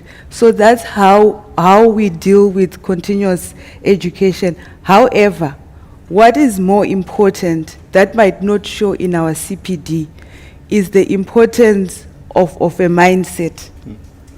So you can have as much info. Okay, we all have access to a lot of information. It's not an AICPA CIMA thing. There is a lot of information, some good, some bad, you sift on your own. But if there is no mindset of continuous development, it's just wasteful investment anyways, because no one is looking at it. So that's the focus. When we have engagements with our members and students, when we have engagements with the people that we collaborate with, universities, tuition providers, and the thing that we stress is let's work on the mindset first before we invest in so many things that don't give a return. So that's the stance of the association and many other organizations. I don't think it's unique to us. It's all about the mindset. Let me just sneak in something. I saw the Africa Union leader, right now I think it's President Kagame. He says the same thing. We have a lot of money and resources in Africa, but what we don't have is the mindset. So that mindset is the focus of any CPD or any learning or whatever it achieves, and that's what we need to focus on as leaders, changing the mindset of our people. Yeah. May I just check, is Kanta in the room? Yes. I'd like to hear from her. I mean, for SAIPA, obviously, I imagine similar changes have had to materialize in the past couple of years. Professional development is something that I can confess. A lot of people just go onto the website and they say that they've done it. And most institutions don't actually have a way of evaluating whether that has been done. Talk us through SAIPA's perspectives. Do we have a microphone? Yeah.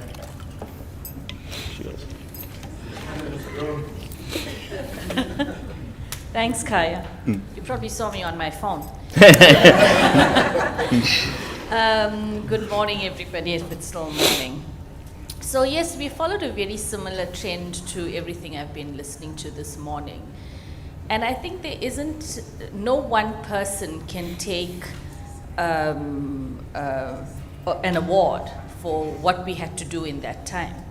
And if I look at what we're done together with our CE, and actually it's the CE who led us very, very valiantly through that time, it was a lot to do with people. It was a lot to do with listening to what was on the ground and implementing as best as we can to keep the institute going. In our case, we were very lucky that we transitioned, that transition you spoke about, digitization and digitalization was already in play. And so when we heard of this lockdown, our plans went into overdrive. And so we almost instantaneously went digital. And it was a plan that was in place from about a year before that. So we transitioned well, we proctored well in exams, as you heard earlier from Carl Smith. We have an app that takes care of our members. But more than that, I think we became a closer family. So what I've been hearing and the resounding sort of message is that you take care of your people. We became much more people focused. And so everything, whether it was lockdown, KZN riots, people not understanding TERS, you know, something as simple as that, the camaraderie and the companionship almost of people walking alongside each other to get through this was something that was really seen from a SAIPA level. All right. So, and for that, I just want to, I want to acknowledge my CEO who's next to me. Oh, I should have been the CEO. And he Thank you, can Mr. stand, Daniels. Yeah. Because Mr. Daniels is the doyen of the accountancy profession, and he's done SAIPA proud in terms of everything he has done for SAIPA locally on the continent and internationally. Thank you for the shout out. Thank you, and the great transition. Dante, through the past 2 decades, universities have pretended that they're preparing graduates for the workplace, only for everyone that's in the workplace to say, no, we need to do an induction because you guys don't know what you're doing. That's just been the way the system works. People come from different places. They are all trying to migrate into understanding a singular institution that they're coming into. And I imagine that in this particular period, in the past 4 years, when students have not even had the benefit of what little they were getting from the universities before they went into the workplace, that gap probably has widened. What has that then created as the new demands on a business trying to onboard people coming from the university environment? So Kaya, personally I think that universities are there, or should be there, to teach people how to think, more than anything else. That you end up with a degree called BCom Accounting or BA, whatever, it should be neither here nor there nor here. Because what we're finding is we have degreed people and less educated and thinking people. And I think that is a question that needs to be put solely back to the universities. Maybe that session that was here should have don't run away. They should have been behind us. But with that, what I've learned is, as organizations that hire the people from the universities, we need to start hiring people and matching them to their passion, instead of hiring and matching people to their education and experience, because that doesn't work. You need someone who is excited enough about what it is that they are doing, what it is that they are offering, what is the value that they are bringing to this organization, such that you do not have to ask them to do anything. We need people who are totally passionate, who really can see the strategy of the organization and see themselves in translating that strategy into results. And if we're gonna depend on just the certification, it ain't gonna happen. We need, as corporates, as employers, we need to go back to the universities and see our role as good corporate citizens, that it is our mess to fix. That universities by themselves, and unfortunately government by itself, they cannot fix this thing. And if we are going to be sustainable into the future as organizations, as companies, we need to go back and invest in the people that are going to be the employees and the leaders of the future. I think corporates, we truly love saying we are good corporate citizens, but we need to ask ourselves the question, are we truly good or great corporate citizens? And what does it take, therefore, for us to be that? And it has to take us looking at the whole ecosystem and saying, if I'm getting this graduate and they are not ready, what is it then that instead of just doing the induction, Kai, which is at best a week, and you cannot reverse, we know this, you cannot reverse sustained incorrectness of 3-5 years over a week. It doesn't happen, it's not possible. How do we go back and take that money and invest before the damage is done, such that the people that come out of universities are ready for work? But then, Kaya, when we do that, we have to go back and say, but the people who come into universities, they come back at unequal footing, some are already damaged. So what's our role then in the primary education sphere? And not just having the CSI budget which is a 0.03% of our net profit after tax. But being totally invested in this country and understanding that for us as this country to make it economically, all of us need to make it. Otherwise, the 2 weeks in July that we saw and we all talk about and we're traumatized, it's not going to be 2 weeks. It's not going to be in Johannesburg or Gauteng or KZN. It's going to be the whole year, right through and everywhere. If we do not wake up as corporates of this country and understand what is the real call, we all must just perish, I think. Sure. Now I'm scared. Kada from ACCA, I actually want to hear from ACCA how all of this has actually impacted your organization, because I think one of the tension points that we've discovered over the past couple of years is that we've all been trained in particular pathways, we've all understood curriculums to be defined in a particularly linear way. And of course, if you're going to vouch for my competence as your member, one of the things that you want me to do is to prove that I've made your own standards. Now, suddenly, the standards are not what you thought they were going to be. They're not assessed the way that you thought they were going to be. What have been the big learning points for ACCA over the past 3 years? Thanks, Kaya. And thanks for giving me this opportunity to speak. We did a study in 2008. It's called The Future of the Professional Accountant. In that study, we went around the globe, we spoke to employers, universities, and we asked them, what kind of accountant do you want to produce for the future? So we came up with what we call the professional quotients. One of them was emotional intelligence. One of them was digital. One of them was business acumen. One of them was also stakeholder management. Remember, accountants have been inward looking. We don't look at ourselves as we deal with stakeholders inside, internal, and external in the organization. So we also looked, how do you manage relationships with others as well? So we looked at those aspects as well.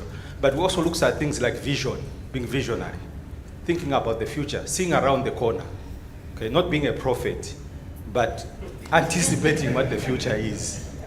And then we also looked at problem solving. I think it's discussed a lot more about that every organization employs you because they've got a problem and they need to solve that problem. So we also looked at that as well.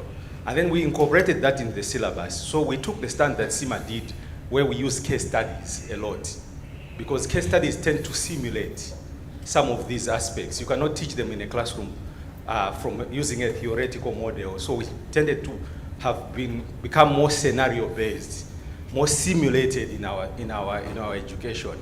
But what has happened, as you've spoken, is that when we get those that come from universities, and then for them to switch, to change to a scenario case study sort of teaching, there is a big gap that we have in that aspect. So the things that also CIMA have done about pre-SIM, where you give the case study up front, so that the students get to see the case study, some aspects of the case study. So that's one thing that we have also adopted. The other thing that we have adopted is simulation as well. So we're going towards simulation of certain subjects, like auditing. We've got lowest pass rates in the auditing subjects. So we're going towards a simulation, where students will be able to learn by simulation as well. Because if you read about Gen Z, what they say is they are visual. They learn by visualizing something. They don't learn by somebody standing up front and teaching them something. So those are some of the aspects that we've done from the ACC, and those are the learnings as well. And the other thing we learned is exams. Our exams were center-based. Now we've gone what we call remote exams, where you can take exams from your office, from your home as well. That's another aspect that we also, so we accelerated that technology as well, because exams are the key thing that we do as professional body. Thanks. All right, thank you. Dario, you have to hire all of us, regardless of where we come from and whatever skills we've learned. And obviously, given the fact that the past couple of years have been disruptive for so many people on a personal level, and also trying to adapt into very unusual workspaces, what have you picked up as perhaps a couple of key significant changes that have forced you as a business to adapt, in spite of the model that you had come up with many years ago that said, look, if this is what people have experienced and this is how people see the system, this is what we need to do as SAPRO in order to meet them halfway? It's a very good question. So identifying where some of the gaps are in order to ensure that our people are able to perform in the field. Is that what you're asking? So for us, we're trying to build international superstars. And we're trying to assess how do we help elevate people to have a career that can transcend what they're used to.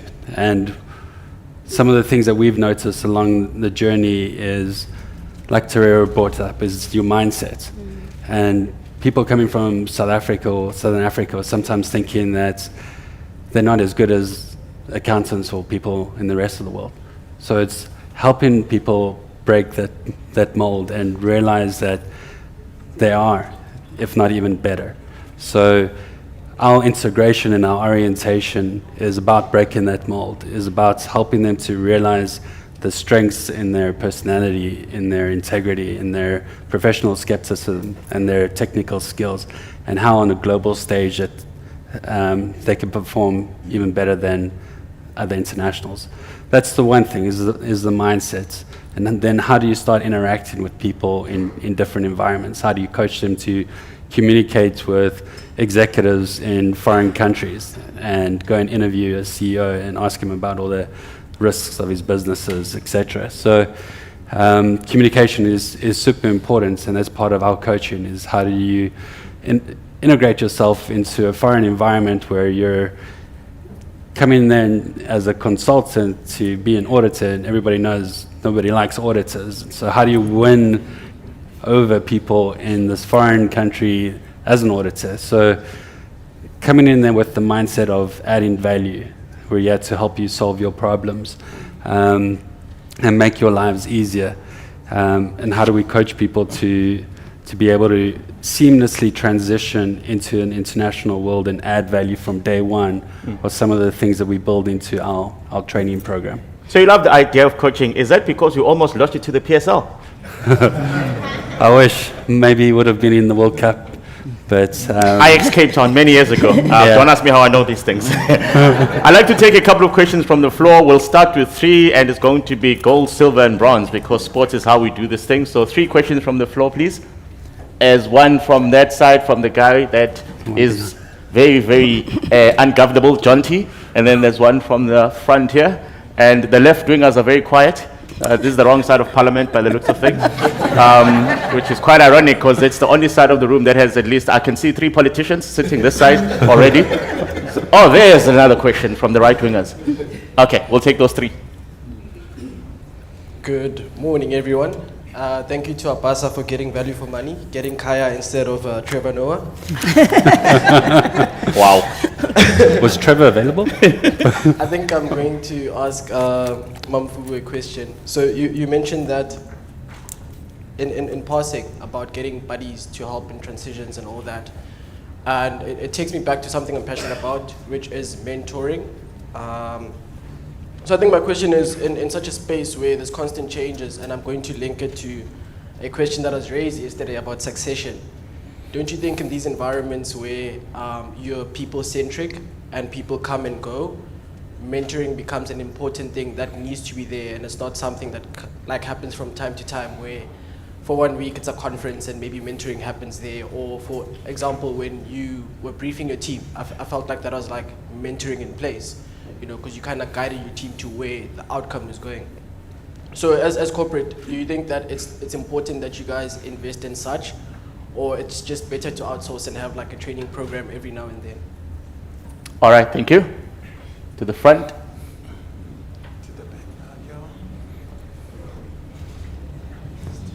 Thank you very much. I'm Gobert Timothy from Limpopo. So my first question is, as this is basically about the disruptor in the profession, now the main issue or the main factor that we are looking for is money, right? And if you can check in terms of sustainability, if we have got 2 people and we ask them the reason to stay, it will be money. So our profession now is faced with challenge because now we're losing many professions because of money. If the person is accountant and they have to choose to be sitting at the mine doing nothing and continue to be accountant and the money is better that side, the person will choose staying and doing nothing because of money. How is the people who are staying there managing the issue of money? Are we valuing our money or costing ourselves properly as accounting profession? That's number one. Number two is in terms of learning. We are saying in accounting profession we are resistant to change. People go to university and graduate and after they go to work. But now its change name is accounting science because it's more of actual doing than learning. How about during the training period, the person maybe study for 6 months and have practical for 6 months, like that for the duration of 3 years. In the 3 years, the person will have had practicals where they learned skills like ethics and how to manage clients. How are we incorporating that? Are we willing or considering change to incorporating the practical way of doing things than going to school for so long and now you have to unlearn whatever you did in school? For example, there's no client management. We'll talk about a deadline, but sometimes you request information and then you get information after 3 days, whereas your manager wants you to complete that working paper within a day. That thing you cannot learn in school. How is the corporate, is corporate willing to incorporate the learning process in studying period? That's the biggest question that I'm asking. Thank you very much. All right, thank you. And the last question from there in the middle. While the mic gets there, I can tell you a very fun fact that in the university calendar, we actually only have a 26-week calendar. Half the year, we're not doing anything in universities. 13 weeks in the first semester, 13 weeks in the second semester. So it's in that gap where people should be learning practical skills, but they don't.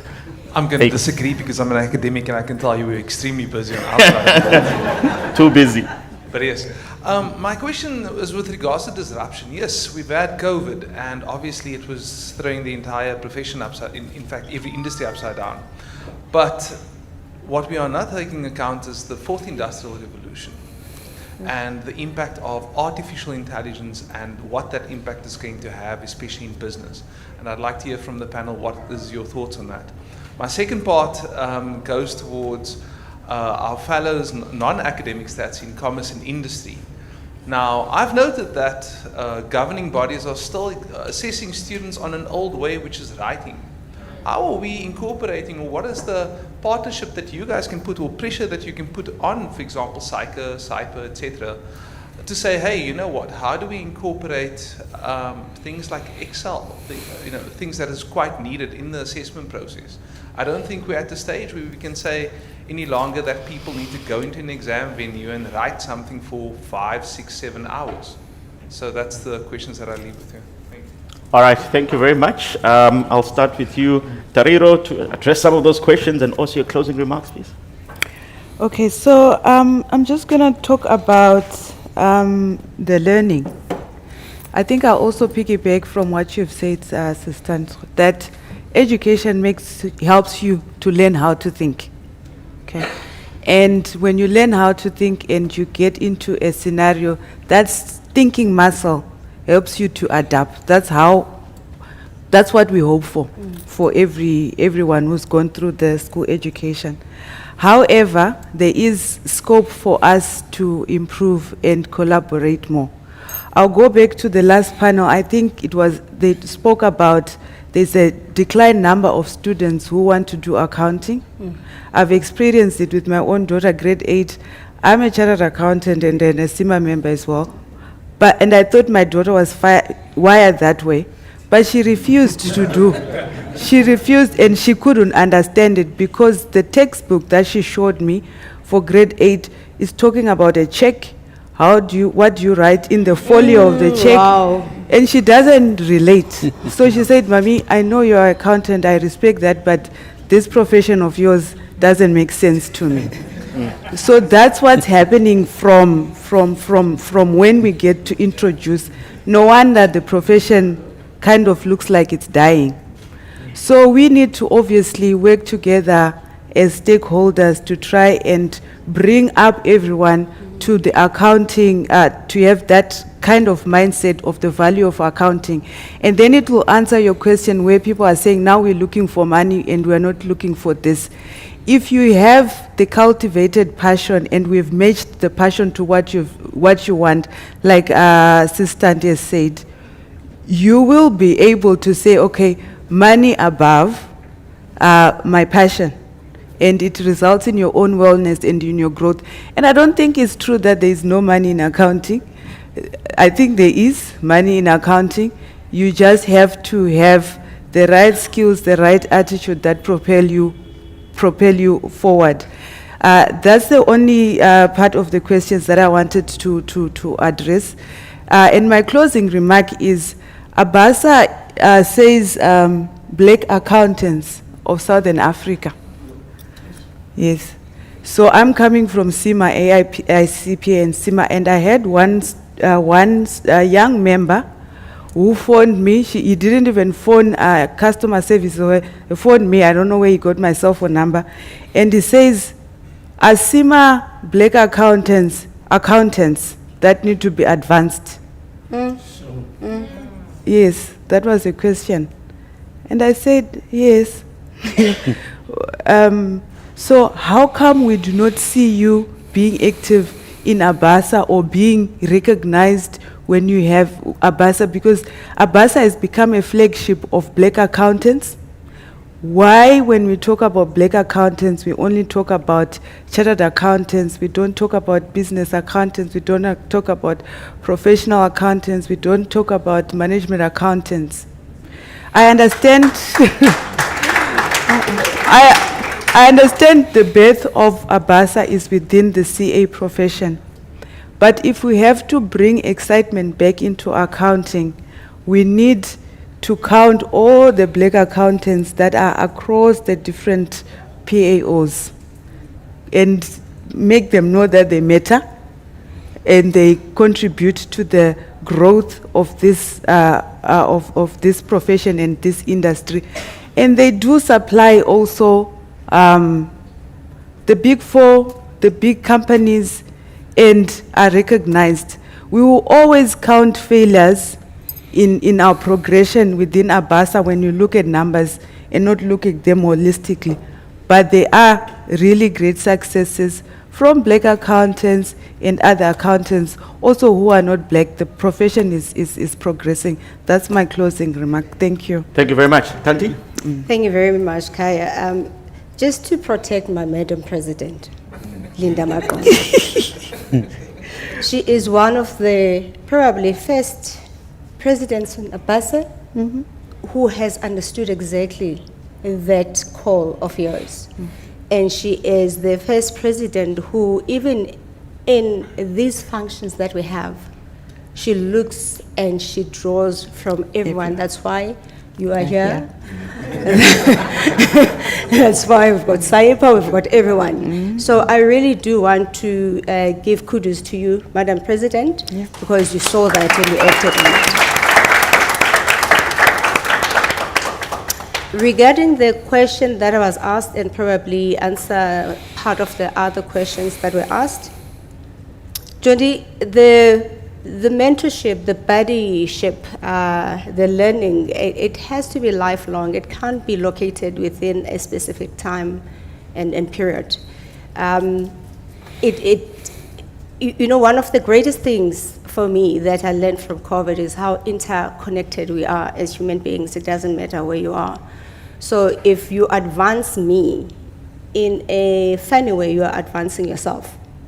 So who would not want to advance themselves by pulling up someone else, you know?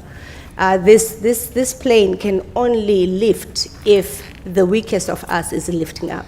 So it's just the principle that we need to do that. Talking about the artificial reality learning, you know, all those nice things, virtual reality, I do believe, especially from a human capital point of view, from a talent point of view, that generally as organizations, we are so rich in data, and yet we are so poor in insights and execution. And it's something that we need to fix if we are to, get into the next phase of our development as individuals and as companies. To illustrate that, and how it is critical that we change the way we're thinking and how we need to disrupt ourselves so that we can be better. Think of someone who joins company A, and they're very clear sometimes, or they're not. They're clear that I want to be that specialist at the end of the day. I want to be that accountant that makes so much money, might not be here in this organization. I want to be that CEO. I believe that organizations that are gonna make it into the future are organizations that are gonna understand that as a single organization, you are unlikely to give that cradle to grave type of opportunities to a single person. But you're gonna need organizations that are gonna use that the data that they have and say, if we start Tandaswa here at Balo World and we develop her on this for 3 years, we need to be moving her on to Bidvest, which is our competitor, for the next 2 years or 3 years, because at Bidvest they are gonna get this type of skill and this will be in their progression. But if we're gonna be insular and isolated in our thinking and our planning as organizations, it is gonna cause our demise because we're not gonna develop, and the talent is totally different. Talent wants to be advanced. Talent wants to know that you are thinking about me and my needs, and therefore, goes back to Maslow's hierarchy of needs, right? Therefore, if you can fulfill my desires, then I'm able to give you what you want. Otherwise, it's not gonna help. And then be able to map out someone's career trajectory through different organizations and accept that they will get to a certain organization when that organization needs them and when they need it. So there's a sweet spot everywhere where they go. You will never have disengaged talent if we do that, because we're always exciting people, we're always engaging people, we're always seeing the value and gathering the value. Yeah. From a point of using the virtual reality and AI, I really do believe that if we were to think about it carefully and say, for someone to be successful in this role, what does it take? And study a whole lot of people. What were the attributes? Because if we do that, we will have almost a model that to be an amazing CFO, these are the different traits, and we have picked them up from different people. So use that now to hire people, because you want to set people up for success, right? And you hire people who really show that they've got at least, if you're a male, probably 50%. If you're a female, 80%, because males always believe that they're ready for any role, whether they're ready or not. And how then do you match, people with roles where you know that they are most likely to succeed? My closing statement, Kaya, is whatever we say, whatever we decide to do, decide not to do, whatever disruptions are coming up in the future, whether we're seeing them now or not, it all will boil down to the kind of leadership that we have. The kind of leadership that is humble enough to know that it doesn't know everything, doesn't have all the answers. A kind of leadership that's inclusive enough to bring in the diversity of the people that they have and truly understand the meaning of diversity and inclusion. Because it could be diverse, but if you're not including other people, then it doesn't work. The kind of leadership that seeks to see, hear, and validate people as people, and not as you started, when you started, look to just, beat people up because they've done incorrect things. Okay. But most importantly, a kind of leadership that is aware of the importance of failures for building success. All right, thank you. Dario, your last word? Lots to unpack here, but firstly, just wanted to thank Madam President for the opportunity to be here and amongst all the esteemed guests. From SAPRA's point of view, it comes down to our mission about building better futures for our people, our clients, and our global communities. And we're all one community here.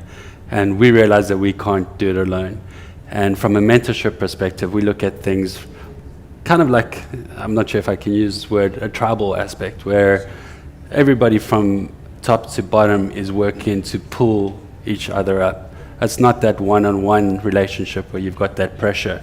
You've got a community that's connected to one another to help each person through the different stages of their lives or their careers. So everybody's bringing something different to the table versus having that one-on-one pressure. From a money perspective, we're trying to bring as much work back to South Africa, and we really value our people. So we look to pay them above market in order to ensure that they feel like they're I mean, they've gone through this entire education, their credentials, Can you hire that guy? their board exams. Like, South Africans are amazing. Southern Africans are amazing, and we want to show the value that we have in them. So we want to treat them with respect and dignity and give them the opportunity to earn above local market, because in doing so, in providing that value to international markets, earning income and being permanently employed in their local markets, it's that invisible hand theory where they can spend the money around them. They can provide to their family, their communities, and that's uplifting. So our goal is to employ as many people with meaningful, sustainable, challenging, and worthwhile opportunities as we possibly can. We started with CAs coming out of SAICA, but they're opening the door for everybody else here as well. We want to work with SAIPA, we want to work with SEMA and the AICPA, we want to work with all of you, because from a strategic partnership perspective, I think we're all on the same page. We've all got the same mission, yes, building a better nation for South Africa and around us, so that we can uplift our people and our economy and just provide more and more opportunities. Like, I'm so proud to be South African and go out there in the market and promote who we are and what we're doing, because you can see it in the eyes of our clients around the world. They want to be involved in our mission. It's a social enterprise that's got the triple bottom line. So we're trying to look after whoever's coming through, so that we can give them the best lives, help them have compelling futures, and take care of them through training, through education, through hands-on practical experience. We want our people to be prepared for the future of finance individuals, where they've got that career trajectory where they can continuously grow within public accounting, in corporate, within companies, and getting exposure outside and getting developed on the technical sides, but also the artificial sides of things. So for us, it's a holistic approach where we look at our people's personal growth, we look at their well-being, we look at their adventure. So we want accounting to be fun, adventurous. We want to showcase the young talent coming through high schools, that a career in accounting, the financial literacy that you can get in this field is going to help you no matter where you go in life, and help them become aware of that, so that if they want to go be a marketing specialist or whatever else, start a business and be an entrepreneur, they can read a financial statement no matter where they are in the world and be able to add value to their communities, etc. All right. Thank you very much to my three superstars. Unfortunately, we are out of time. But yeah, we need to get up to stage. Thank you. Thank you. President. Very nice. Wonderful job. Just for the record, this is the only panel that had a former soccer player from the PSL here, and I'm not talking about myself, obviously. Quick correction. I was only on the under-19 team of Ajax Cape Town. They didn't want me for the PSL. You just had to get someone injured, man. I thought about injuring Stephen Pienaar, but he was too valuable for the country. Missed opportunities. Thanks. Ladies and gentlemen, let's give it up for Kaya and the panel. So I just want to tell you something. Like when you're sitting here on stage, there's a timer there. So it's counting down, it's showing you. And from my phone, I can text there and say, Kaya, you can now stop asking difficult questions. So I see we've gone 8 minutes over. But thank you so much. That was quite deep. And a number of questions that have come up, that need us to reflect.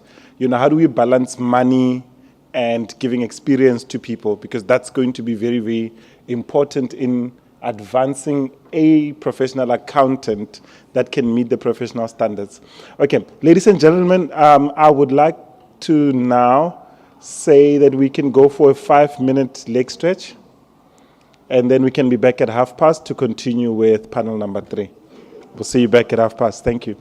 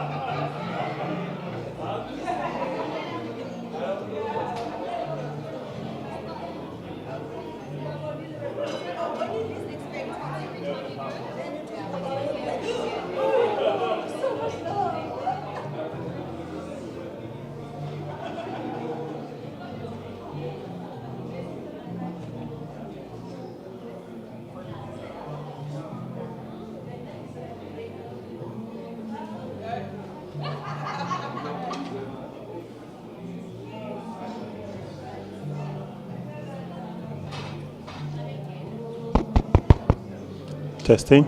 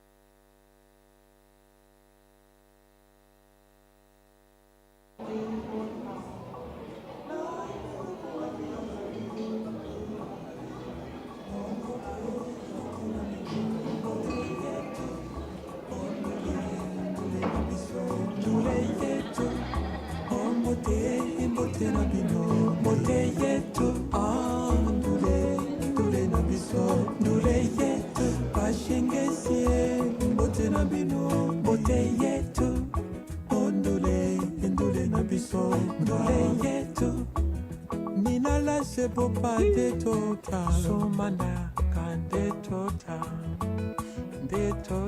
mata chika de tota mata chaka.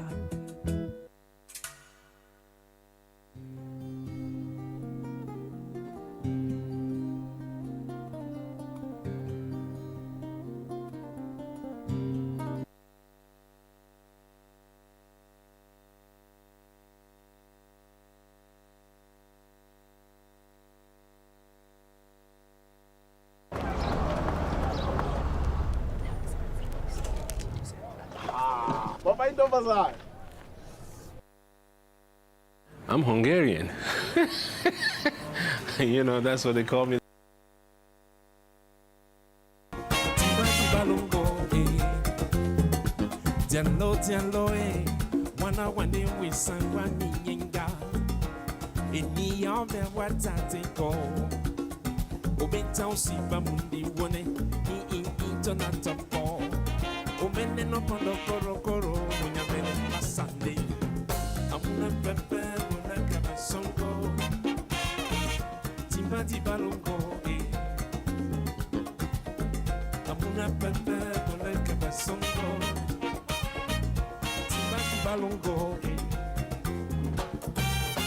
Tileni so singi pe matui, ona bongo mundenge obi babona. Manyaka malambo mabudu ke lambila kwanyi. Satan one pen in a people know it. Amuna pepe bola kama songo. Timba timba longo. Amuna pepe bola kama songo.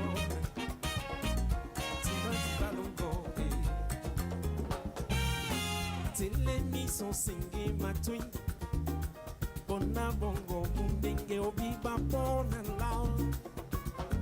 Manyaka malambo mabudu kama wangi. Satan one pen in a people know it. Palmo singana, shake na joko joko, kosa na joko joko, shake na joko joko. Na joko joko one so the bako koko bini lam lam to the bako koko bisina lam lam to the bako koko hey shake na joko joko kosa na joko joko shake na joko joko.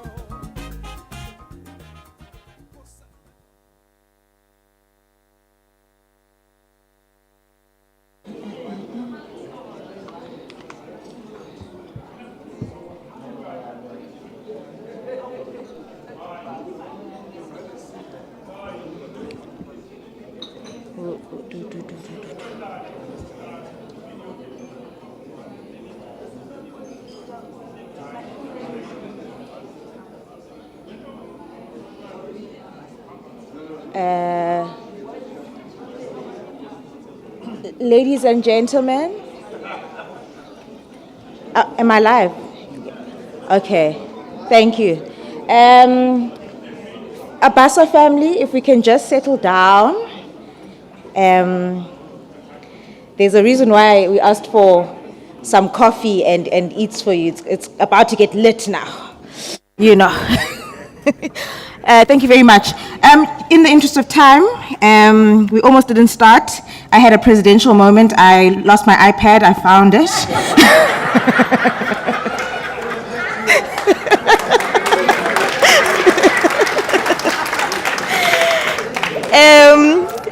Wow, it's so inspiring to stand here and see how full this room is as we engage. The next topic, following education and following disruption and things that are very clear in terms of our sector. I decided it's important to bring in an element, I think, from my student days.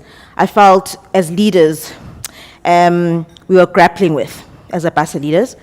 And because we deal with young people, and yesterday I was even asked why I'm so focused on the students, but it is also something where we are growing with this topic now. And even at our level, we need to start thinking about it. But really redefining the future of leadership in South Africa. And I say South Africa particularly because as accountants, we are generally seen to be in our own little bubble. We have our big standards and we look all professional and amazing. But what are we doing with that? And we are always we are not divorcing ourselves from the crisis in the country, but the question is, what are we doing about the crisis? So I've asked that these three amazing individuals who I'm going to call up to join me, and I've been quite deliberate in choosing people who are non-accountants, because I also want us to get the view of people outside of our sector around what are we doing and what they expect from us, and for us to engage from a leadership perspective and responding to where we are from a leadership perspective in the country. So I'm going to call up the first, hey, I can't call him a politician anymore. This gentleman was known as political analyst, and then he was a political scientist, and I'm like, hey, you guys just create terms and you must just be like, yay, you know. But he is the head of policy and research with the Rivonia Circle. You know him from Power FM, and now he is on TV. We get to see his face. And I've asked him to join me, Ulukhona Mnguni, for this conversation around leadership. So, Put, if you can join me on stage. I've also then, you know, appreciating the fact that ABASA as a black lobby group is also working with other sister organizations. This gentleman decided, despite my dad's history with the BMF, I'm going to step down as the head of leadership and thought leadership and advocacy. But he still plays a very critical role in research around transformation and very passionate about leadership development. So I'm going to call Umonde Lotndlovu to the stage to join me. Look at that walk. Hey! And then a fellow rose that is going to sit amongst these thorns. You will know her from a time with a certain political party, but she has subsequently looked at her purpose and where she can best serve it, and where she can best express her convictions. And Umbali, I've actually met her through the Young African Leadership Initiative, which we have both recently graduated from. And I thought from the conversations there, we felt that we had been given so much and we want to give back. And I thought in my space, I'd like to give back to ABASA, and I'd asked her to join me and support me in that. So Mbalintuli, please can you join me?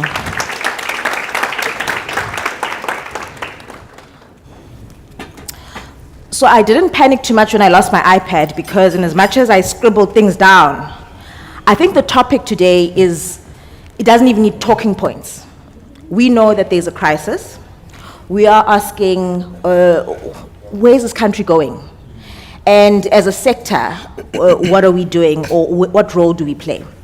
So to kick it off, I'm going to pick on the guy who decided to wear the same color as me, and say, Lukhona, you very vocal from a political perspective, and analyzing a lot of what's happening in the country.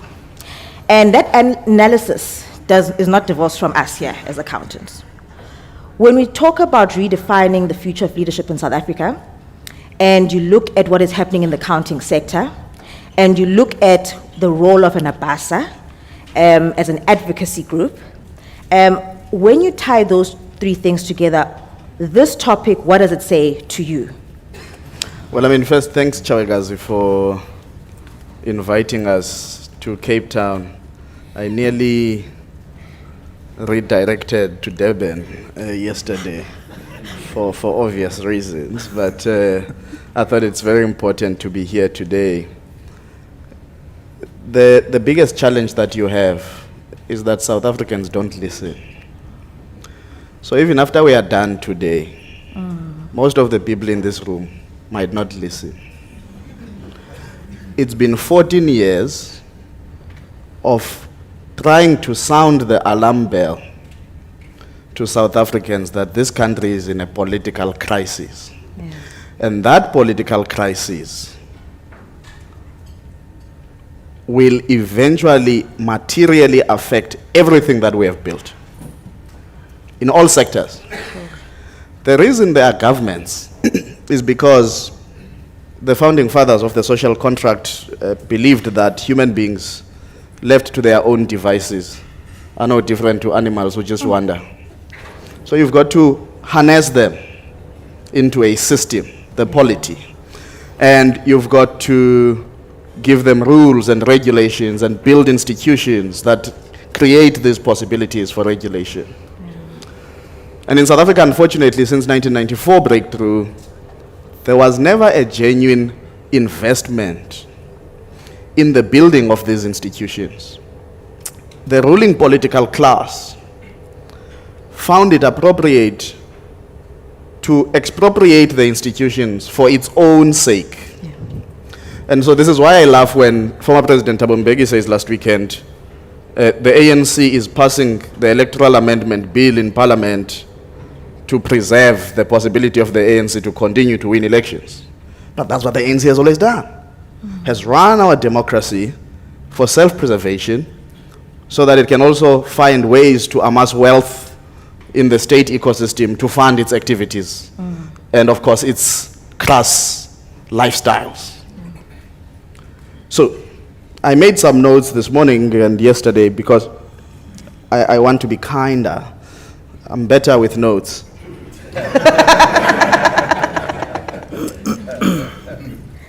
So last week we were at the Kgalema Motlanthe Foundation's Inclusive Growth Forum in the Drakensberg. Songes was part of a panel on leadership renewal. Next week on the 2nd of November, Outer is launching a quarterly breakfast series termed The Road to 2024, and I'm asked to speak about, because I made a comment in passing at a dinner, and I said business does not support democracy. And everybody was shocked. So, but they don't. So I'm now been tasked to answer why I think they don't.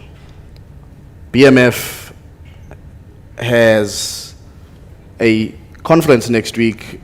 On the 3rd, one of their panels is, can South Africa start over?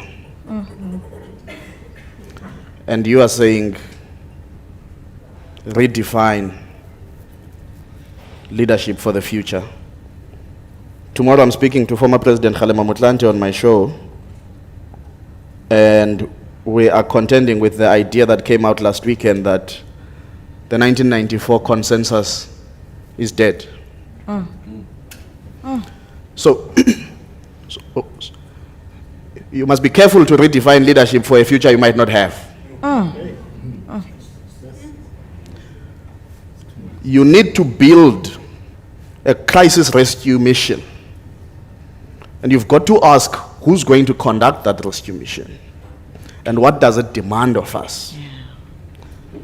Therein lies the problem for me, because there's a crisis, but because some people profit from the status quo, they don't talk about this crisis. Or they talk about it so that they are relevant and we can smile with them and laugh with them. But once they leave us, they go and maintain the crisis and profit from the crisis. So on social media, everybody look at God, God's favorite child, flaunting wealth that is stolen, and they know it's stolen wealth. So when you talk about redefining leadership,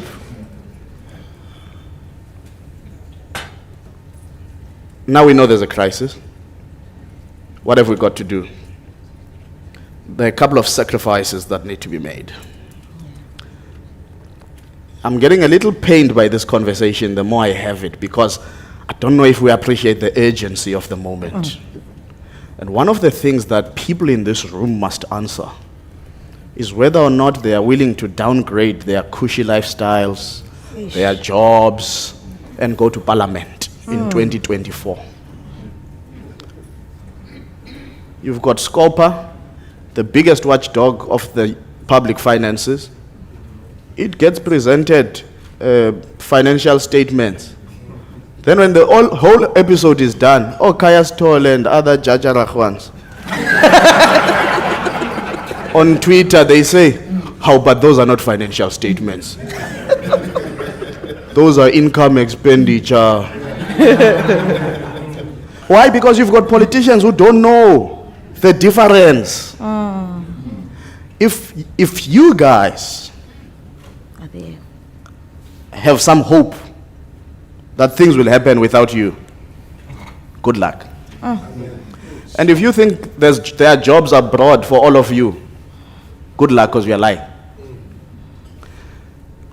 So for me, it's about asking ourselves a very deep and painful question of what is the sacrifice we need to make now to reset the problem in order for us not to sacrifice the future of our children. Thank you. 100%. I like when you talk about the sacrifice, because there's a servant leadership element that comes into that, and leaders in ABASA should be quite familiar with that. And kukabantu bathi apha in the front, asoze siye parliament and sacrifice, you know.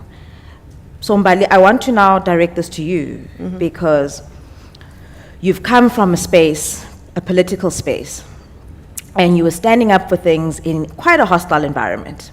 And I think, especially public sector leaders and professionals in this room would probably understand, not having to be a politician, but as people trying to do the right thing in an environment that's not conducive. What is your advice? I know you've left the space, you know, and all of us also leave the space. But what are you doing now, having experienced that, and what is your role and your perceived role as a leader in terms of addressing what is happening in our country? Thanks, Linda, and thank you for inviting me here today. And I'll get to answering your question, but I just want to touch a little bit on the original question that you asked, Lukhona, because I think it's very important. And having been a politician for many years, I would be the person who would sit across the table listening to whatever was happening in Salga and the municipalities and the different portfolio committees. And I think there's an underappreciation for the people in your profession, I think even amongst yourselves, for how much you hold this country's future in your hands. And if we're going to talk about the fact that we have an economic crisis, but you have to solve the political crisis to solve the economic crisis, and you have to solve the leadership crisis to solve the political crisis, at the crux of that, the only two industries that I can think of right now that could really bring South Africa to its knees are probably the taxi associations and the accounting profession. That's how important and critical the work that you do on an everyday basis is. And I think there needs to be a greater appreciation for just how much power you have. And so I don't want to talk about the issue of redefining leadership at a high level thing. It's actually something that should be happening even where people are, because I think you can lose people when you talk about the abstract ideas of how they need to do. There's actually a lot of work that accountants are able to do right now. And I think for me, this topic about redefining leadership needs to now move beyond the conversation and the dialogue and needs to move to the action. And I mean, someone in your own profession, Babita, was someone that was killed. I've been in situations where we've been locked inside doors when auditors have come in to actually look at what's happening in particular municipalities or in particular portfolios. And so there's a bravery, I suppose, now that comes with being in the accounting profession, because you are the last blue line, you're the last port of call for really ensuring that our government and our country is still able to economically thrive, or at least for calling out the things that we are seeing happening on a daily basis. And so the redefining leadership needs to come with the integrity of where you are, whether you're the kind of person who's going to continue the status quo, or whether you can call out, even amongst yourselves, the people who might have been turning a blind eye or who might be responsible for some of the things that we've seen happening in our state. And so I think just as ABASA, as all the different entities that you have as part of the accounting profession, the conversation mustn't just be about, are you going to go to Parliament? Because that's also not everyone's suited for that particular role. But what is it that, as a profession, you're doing to actually be able to galvanize and mobilize the significant skills that you have to actually make sure that the country is still progressing? And I think a big part of that is the action to have the integrity amongst yourselves and call out the people that are bringing the profession into disrepute. And I think more importantly, it's to start taking on the role of being the people that are going to hold politicians to account when they can't. Because Lukhona is absolutely right. There's been many instances in meetings where you know that the people that are reading these financial statements don't know what's happening. And this is where your profession should really be taking, I think, far more action and leading that conversation. And so I left politics, and I think, you know, I needed the break from the toxicity of being sometimes the only person in the room that was doing that, because 15 years is a long time to put yourself through that. But I will go back because I think that the work is important. And the work that I do now is trying to be in communities and to build other aspects of society that can have the muscle and the strength and the muscle memory to be able to take on these fights wherever they are. Because I'm also somebody who thinks that the time has come now for us to also hyper-localize where people are into actually organizing and mobilizing for the kind of change. And so whether that's in the profession of accountants, or whether that's in something like community action groups or social mobilization groups, wherever that needs to be is where I'm putting my time and energy into helping people have that space and be able to challenge in a way that is going to actually change things. And I'm certainly not lost to politics. I'll go back, I think, once I've just had a bit of a feeling that I've also contributed in seeing the fruits of something else happening in our country. And I suppose it's the same for people in your profession. It's hard to be the only person, and somebody has to do it. But at least you guys have the backing of professional associations behind you, and you have a lot more than what politicians do. And I think even the politicians that you do see trying to do a good job, there's a need for them to know that they can rely on you. I think that your profession should be going to places like Salga and offering to help where there are deficiencies in how municipalities are conducting themselves, because that's the core face of service delivery.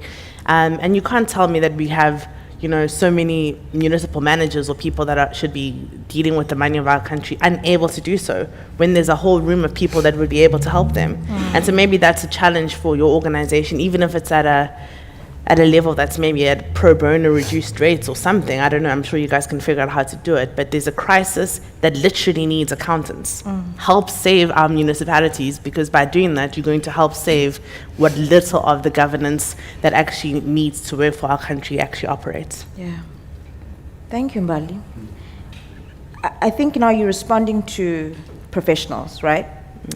But I want us to look at how these, and look on, I'm not going to go back to you, but you are part of them, ne? These movements that are now coming up. And when I listen to them, the target is professionals, right? And I think we've engaged with them and said, why professionals? Why is it that it's there? I want to come to you, Monde, because from a leadership development perspective, if we're going to change something right now, it might not be at this level, right? What are we doing about young people who are probably the change makers? And we know in the history of our country, if anything was to move, you needed to mobilize young people, right? Are we saying that we've shifted that perspective?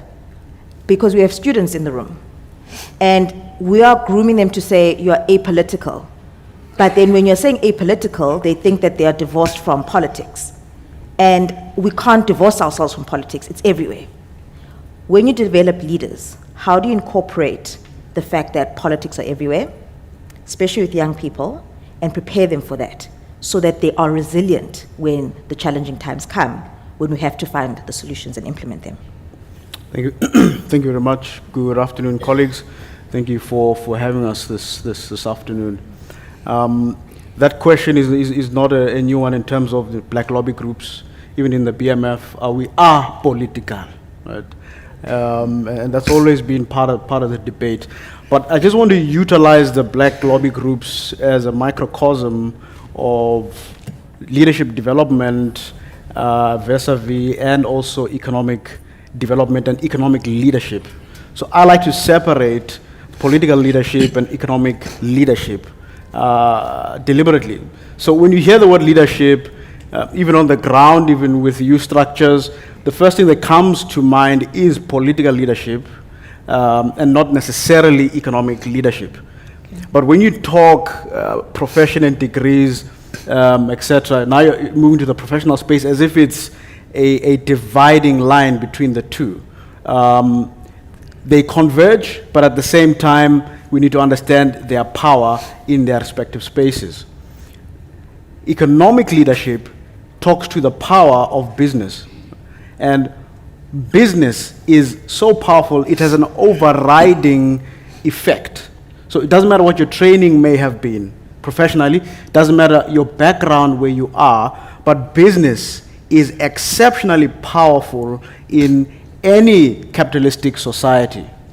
So these are some of the things that we need to discuss as we're developing economic leadership. The radicalism of youthfulness is a natural phenomenon. It's not something that needs to be taught. It's something that is inbuilt. The pushback, the energy that you have amongst young people is something that needs to be harnessed.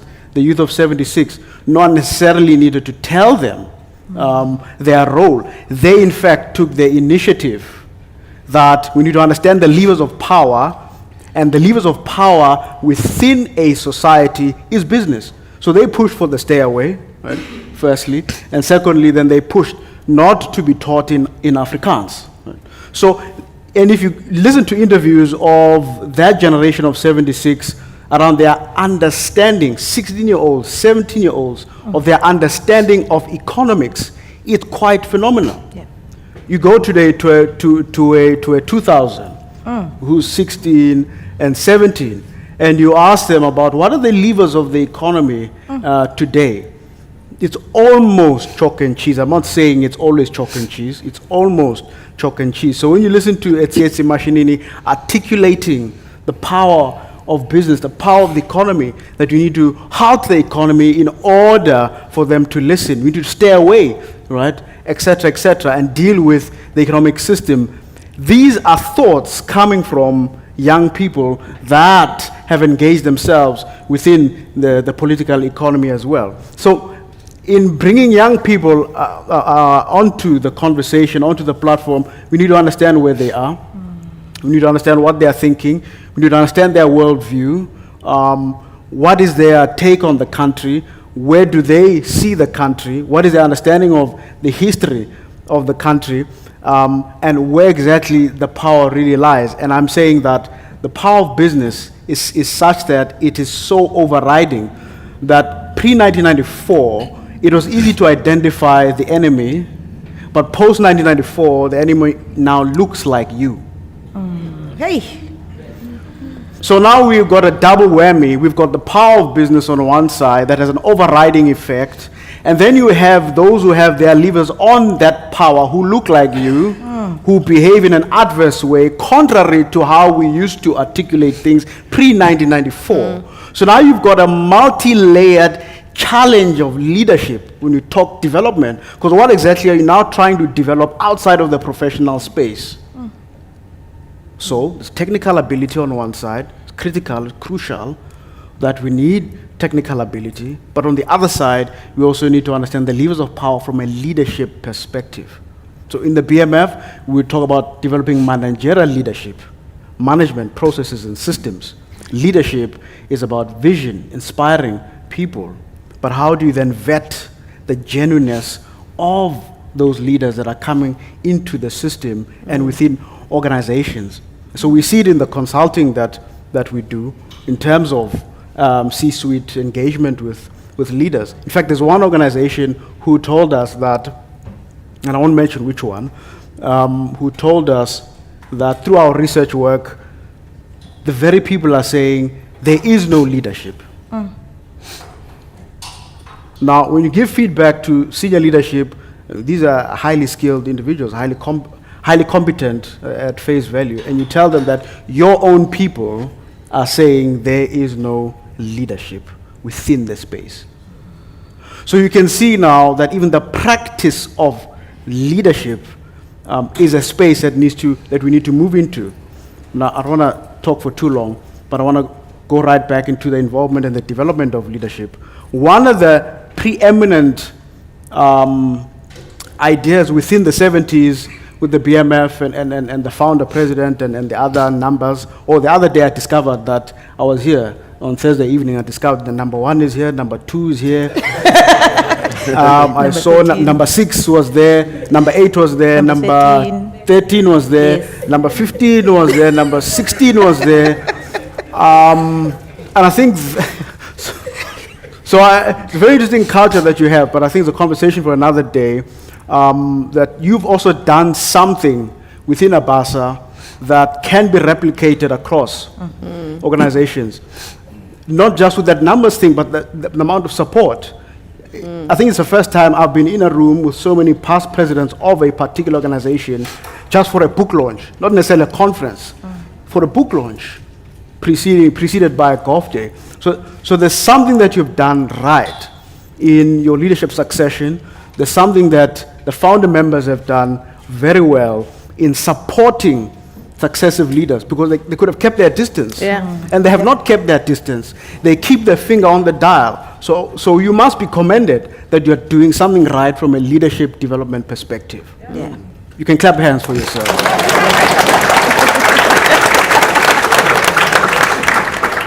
But the point I wanted to make about one of the preeminent ideas about leadership development is that in the 70s, the founder members of the BMF were put under pressure to join another Afrikaans institute. Right? So they said to them, why did you join them and develop your leadership? And Bob Mafuna tells a story, and he said, no, we're not going to rop up a dying horse. Right? We want to build something for black people, built by black sweat. On the other side of it is the whole issue of we need to have a management program. Today, when I speak about this in the BMF, I say to them, we used to say there needs to be a BMF academy, but I think it should be called the School of Leadership Practice. Right? So I think that in the space of leadership development, not just in the BMF, but all the black lobby groups, we really need to have that conversation of developing a school of leadership practice. And the experiences, leadership experiences that have been had by black leaders within the economic space, especially in the economic leadership space, in developing particular outlook on management and leadership styles from an African perspective, and not from a Eurocentric driven perspective, right? So we go to school and we are trained to be Eurocentric in our ideas and competencies, but in actual fact, we have not drunk from the African soil. So I think that the lobby groups need to do this project, the School of Leadership Practice, so that we harness our collective power and the leadership experiences that have been held, and that the past presidents and many others, so that when we engage young people about leadership development and harnessing their power, that they see that leadership is not just a title, it is a practice in and of itself. Yeah.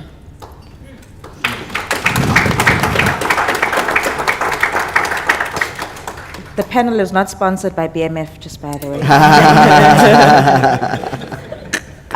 I want to go to the part where, and Bali, I think you'll probably be well placed in answering my question. What makes it so hard for us to mobilize our people? I mean, we can see what the issue is, but in order for us to get to the destination, we need to go together. And everybody's got, like how you say, there are people sitting on the benefits of the status quo. And that's probably why we are not moving in the same direction. What is going to get us to mobilize and unite for a particular cause, in your view, as someone looking at a 2024, where we could potentially vote for a candidate as opposed to a party? Yeah, Linda, a question for the ages, because I think if anyone had a real answer to that, we wouldn't be in the situation. And I think one of the problems that we have with South Africans is that we're just far too resilient. We take a lot of crap, and we try to find like the best out of the situation. We make memes, we have TikToks. I mean, there's a bomb scare in Sandton, and you would never think so, because all the things were like memes about people being like, and it's one of the best things about us, but it's also one of the things that it makes us always like incrementally just, we're going to change this a little bit. The interest rate is going up. Okay, let's just adjust here a little bit. Or this is happening. Let's do as much as possible to try and take it upon ourselves to take the strain, whether it's the education system or healthcare, we'll privatize, we'll do this. And I think that for South Africans, it might just take a situation of us, kind of like what we saw last year, and I was in Durban during the riots, of it being right in our face. And that's a horrible thing to say, because I don't think that many people will be able to survive an onslaught as bad as that if it really came at the level. But it's very difficult to think what else is going to get us out of the inertia. And I speak to the people in this room who are part of the 5%. You're part of the people that are insulated from feeling the brunt of the everyday difficulties that a lot of people feel. And the people that are feeling those difficulties in the everyday are so worried about the food that they have to put into their stomach and their children being okay, that they don't also have the time to then also be able to ponder about the big issues. It's not because they don't know them, but you can't do that when you don't have the luxury of time and you have to be worried about the basic necessities. And that's why people say it should be incumbent on us as the people that do have the time, do have the space, do have the cushioning to be leading that. But then we don't, because we can watch the protests from our apartments in Sandton and feel really bad and tweet a little bit about it, but then not actually have to do anything. And so it's a difficult question to answer without saying that we need to eventually experience the worst of what can happen in order for us to be mobilized. And there'll be Mbalis every now and then who say, come on guys, here's a really good issue, here's something that's happening, whatever. I mean, people are raping children in schools on a daily basis, so it doesn't even faze us anymore. And so you kind of get to the situation where you don't know what it's going to take for us to be able to mobilize. If I had to just guess, I think it's going to be a combination of the emergence of new leaders that are coming forward, because I think we're all tired of, across the board, all the people that we see in our current political leadership. So we need new leaders, and then we have to support them. We can't sit around and say, oh, but now there's too many parties coming into it, because that's actually going to be defeating the point of the people that are trying to actually create change. And if it means that we have to vote for a new party at every election that comes up with them, then we do that and we get into the ability of actually being able to hold politicians and people who are in leadership to account, because that's the only way that you're going to galvanize people who are better into coming up, because they see that there's actually a potential for support. And unless we're prepared to do that, unless you're prepared to take sandwiches to the people that are going to be standing at those voting stations, unless you're prepared to make sure that your kids are registered and are actually also having some kind of democratic input into the situation, then we're going to come and we're going to sit in these kind of panels for the next 20 years, and we're going to be okay because we have professional jobs and we can kind of make it okay. But the rest of the country is going to be burning around us, and eventually it might be our children that bear the major brunt of it. But I think for me, as I was saying, redefining leadership means taking action now. And unless it's action that you're taking where you are, then we're going to have the situation. And so it is difficult to mobilize, but it's going to take a combination of the right issues, the right time, and the right people coming up. And unfortunately, there's just no recipe for that. But there's no excuse for us also taking a back seat and hoping that other people are going to do it. Or I'm an accountant, I don't really do politics. Well, politics does you. So that's the reality of the situation. Politics does you.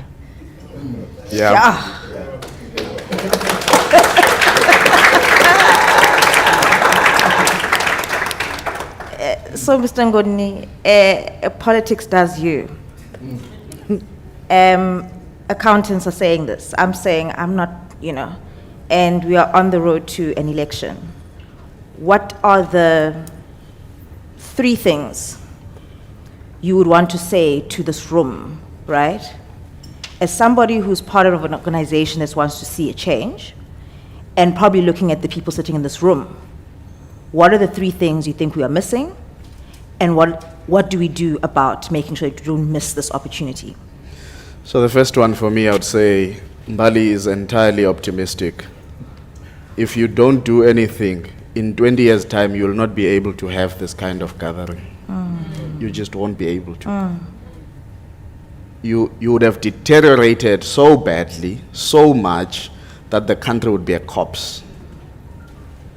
And some of us will be Uber drivers in Greece, or the former Minister of Finance in Afghanistan is an Uber driver in the US. So these are not theoretical things. These are practical issues. The second thing is to again emphasize what Mbali is saying. When we started off the Rivonia Circle, People there on Twitter, who are usually the people who are in this room. Yeah, too elite. What can they achieve? Yeah, they are going to be in air-conditioned offices. We've gone to communities because we think we've actually found a strategy to mobilize society, at least on a conversation about South Africa, through our Democracy Builder program. And we've been to over 30 communities in 7 different provinces since January this year. Yeah. And we don't only go there. Yes, you can clap. Thank you. We don't only go there to have a conversation, because I've been challenging people for the last few years to say, it's not civic education that is missing. It's not voter education that is missing. Voting Day in South Africa is a public holiday.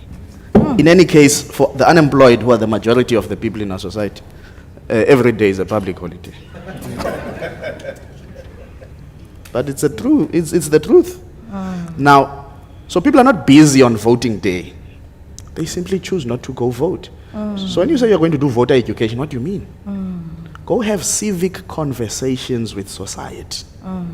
Understand where their station is and why they've opted out. There was a by-election in Mthatha last week, or this week. The biggest voting station in the Mthatha CBD had a voter turnout of 3%. Sure. And yet in the same by-election, other wards were having voter turnouts of more than 50%. But what do you connect it to? There's nothing happening in Mthatha. Just go see Mthatha. What are people voting for? I mean, people who have seen Mthatha in the last 20 years transform. And I mean transform by deteriorate. In Ngab's Mall, Mthatha, 2 people were shot dead, minutes apart. People's houses are being hijacked. Universities' properties hijacked. Talk to people from the Walter Sisulu University. Nothing is functioning. So we've got to then say, let's support the initiatives that are coming. Yes, let's interrogate what their intention is, what their purpose is, but let's not be bystanders. That's the second thing. Because we now know what being bystanders. And yes, not everybody is going to leave their jobs. But Songes Osibi, myself, we had a very difficult conversation last year and said, if we're going to get this right, you have to leave ABASA. And I'm going to find ways to leave things that give me daily commitments. And we did that, went around with begging heads, get some funding here, get some funding there. And again, black people on Twitter will ask, hey, where do you get your funding? Stellenbosch project. Ask that person for 100 rand, they won't give it to you. So the third thing is, we've got to open our pockets to fund people. If we don't have the time, the people who are making, because our families must not starve as well. Our kids must still go to school. And unfortunately in South Africa, the first movers are Afrikaner business owners. Yes, true. And in any case, the last thing I'll say, I wanted to read from my notes because I want to emphasize what Umonde was saying about ABASA. So I said in my notes, ABASA, when I look at your past and present leaders, I must say I admire how you have managed to have seamless transitions in leadership, with the baton passing on from one generation to the next. Fortunately, I have not heard of a past president who wants to come back to the leadership structures, unlike that other organization. And I said organizations where leaders cannot move on often find themselves in a moribund state. I've voted for 5 or 6 different political parties. And I'm proud of that. This idea of loyalty to political parties is anti-democratic. And that's the last thing we need to unlearn with ourselves. And I think one of the things that ABASA will lead on, this ability of being intergenerational. Because I'm worried that there's an intergenerational warfare that's going to come in this country. Where young people, they're already saying it on Twitter, old people must go and look after their grandkids. Now Monday is talking about this radical temperament. When that thing gains momentum, there will be displacement of all people in a very radical, violent way. And I think we need to start a negotiation of intergenerational power transfer. And I think ABASA, because of its success, must be one of the organizations that put up its hands and say we are willing to be part of the conveners. And we need to do this between now and March next year. Not 2024. Now and March. Tinero Vonia Cycle, we are available. People must give us a call.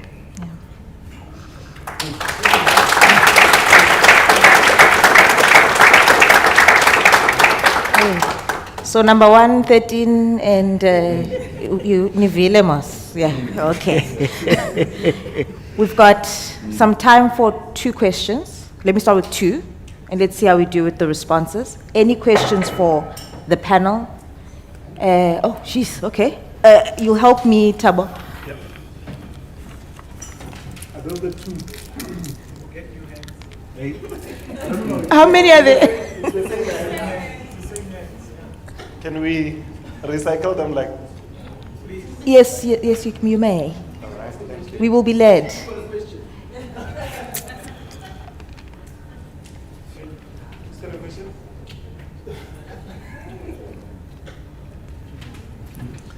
I didn't really have a question, but I was hoping there'll be new other hands. But I think mine, Madam President, is the question you actually did ask for me on the issue of mobilization. Every 4 years in November, I get excited because there's I think the so-called leaders of democracy in the world, they go on elections. I like their system because although they have 2 parties, you have the 2 competing, going door to door, speaking to that civil relation. They go door to door, campaign for their party, and it gets the whole country active on their election, and that's the USA. I think in mobilizing, that's probably something that we need to consider. Also something that you guys have done. That's why I was the first one to applaud, because it's very important that we get our own people active. And it's true that, as you said, the majority of people are sitting and not voting are the unemployed. How do we who are employed connect with them? Because I know, probably let me speak personally, sort of challenging for me to go and engage with unemployed. Not because I don't want to, but because I know they want money. That's the first thing they want to ask. They want to smoke or they want to do something else.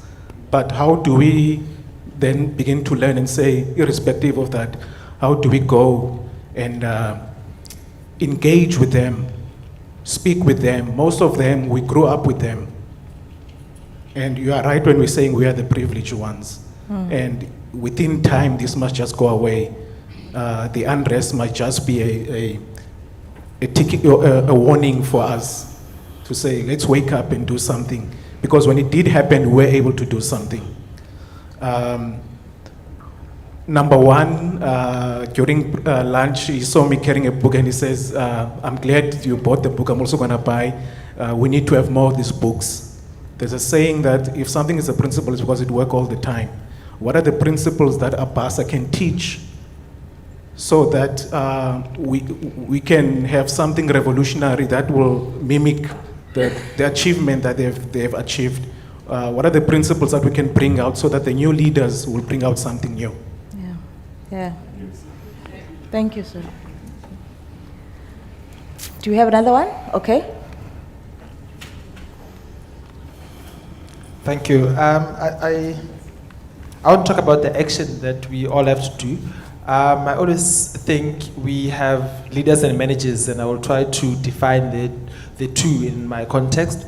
One, we have people who are in positions of power. They have authority, but they do not have power. So their position gives them the responsibilities, which gives the authority to do certain things, but they don't have power. I think I've seen that in one of the board meetings, SCOPA meetings, where they were discussing ESCOM. One female board member left because it seemed like there's no power. There's authority in terms of their board responsibilities, but the power is not there. So my question is to say, are we having people sitting in these leadership positions within government space, be it its municipality, department, who have authority in terms of their responsibilities but do not have power because maybe they are deployed, there are people who are saying, this you can't do, this you can do.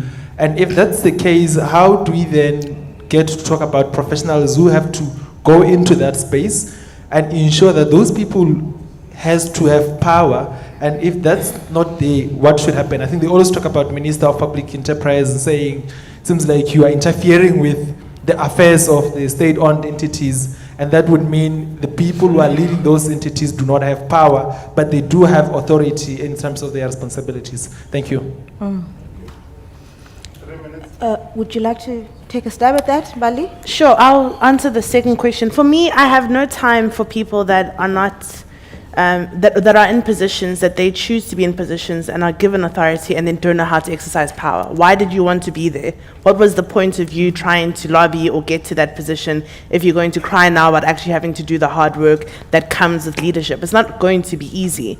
And so I don't have time even for our president and his spinelessness and the people that have the authority to actually create systems or bring together people that can actually help them to run the country in the way that it should.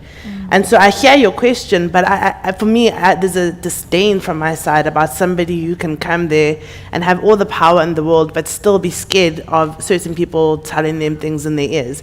Either you want to be there and you're ready to lead and you're ready to do the hard work and you're ready to cut anyone off at the knees that needs to be, or you shouldn't be in that position. And you're holding us all back by trying to be willy-nilly about not knowing what you're actually doing there. And so I think that we must stop having any time for those people that seem as though they've been put into positions of authority and power because they like to be there, but are not willing to do all the hard work and the difficult decisions it takes, and not being liked sometimes, and not being conflict avoidant that comes with actually being a leader. Otherwise, what are you there for? And why should we be entertaining you? And so I don't have time for people that are going to cry about having positions of authority but are scared to actually use it. Then get out. Yeah. Yeah.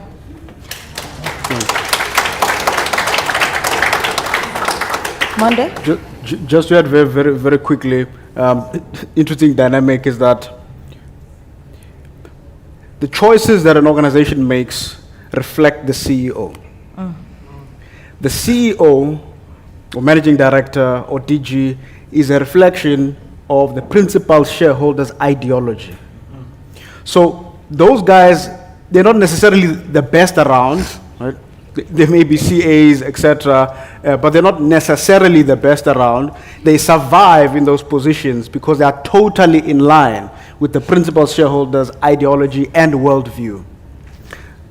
But the challenge in this country, which we need to heighten the issue, is that be that as it may, that a CEO in an organization reflects the principal shareholder's ideology and worldview, that we've got to be more transformational and bold within those organizations and take the hard decisions that we are going to take this route for the survival of the country. Now, we've also seen on JC-listed companies where CEOs, black CEOs in particular, the very few of them, were trying to do that. And we saw this at play, that the principal shareholder were at odds, and the board were at odds with a CEO because of a strategic issue. But not a lot of detail is given all the time. But we can see these power dynamics. So we must also commend those black CEOs that actually are trying to push the needle within, but don't get the support of a board which sometimes half of the board is black. So you get a board that's half black, not supporting a new direction because they all want to be aligned with the principal shareholder all the time. So we need to be very mindful of these dynamics, that the decisions reflect, in most cases, even the decisions in what to sponsor, by the way. We won't sponsor your golf day, but we sponsor cycling. That decision reflects the CEO and it reflects the ideology of the principal shareholder all the time. If the CEO defaulters in issues of consequence, then you know what's going to happen. There will be marching orders. So many of you who are here in those positions of authority and power from a board level must protect the different black CEOs that come into organizations. Earlier, I think President number 12 was talking. 13. It was 13. 13. On the issue of support and diversity and inclusion. It's going to be very difficult to have diversity if we don't do affirmative action correctly. So in other words, if we don't bring in, deliberately so, more people who are diverse, then what are you diversifying within an organization that lacks the difference that you're looking for? And so this is part of the hard transformational work from a leadership perspective. Lastly, on the issue of mobilization, I am personally very worried about the voter turnout all the time. And Lukhona and I discussed this in private a lot as well. Very worried about that. You can't have 30% voter turnout on local government elections. There's something very seriously wrong with that. So the power that ABASA holds and the lobby groups and the BBC should be convening all of the lobby groups, by the way, to actually come and discuss the mandates of all the black lobby groups, to discuss their impact. And even some of them, we may need to close them because they are not making a clear difference. But someone needs to call for it. So I think ABASA has that role to play, firstly. Secondly, also campaigning on the importance of taking our citizenship seriously. Yeah. Because someone needs to elevate that narrative to its rightful place. Yeah.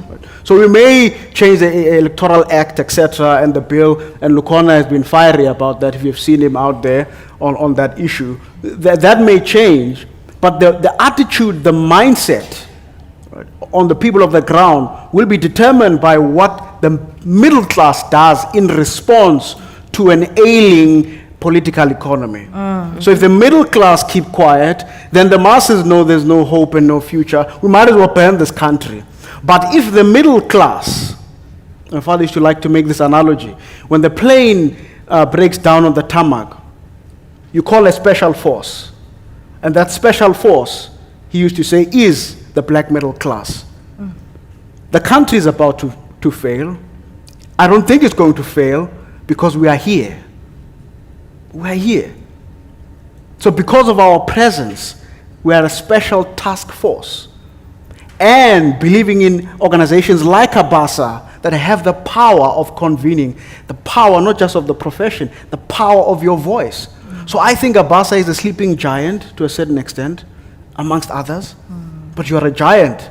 And I think from an advocacy perspective and a thought leadership development perspective, there's so much more space for ABASA to stand up and speak. Imagine an ABASA standing up and speaking a clear position on policy issues, transformational issues, not just a statement, but clear position. Madam President standing up and being very clear on the failures of BBBE and what must happen in the country. And the BBBE Commission has been complaining, by the way, for some years, especially the commissioner, that there is a muzzling of black voices. There's a silencing of black voices. So I think ABASA has a lot more to offer this country. And I think with the current leadership and the support of the stalwarts, we will be successful. There. Thank you, ladies and gentlemen. Lukhona, Mbali, Monde, youth ke le. And I think that's why this conversation was so important. Young people really driving the conversation around leadership excellence and what we need to do in this country. Thank you very much. I'm not going to keep you between your lunch, which is waiting. So let's off to lunch. No, thank you. Thank you. Nagentando sweet. I hate it.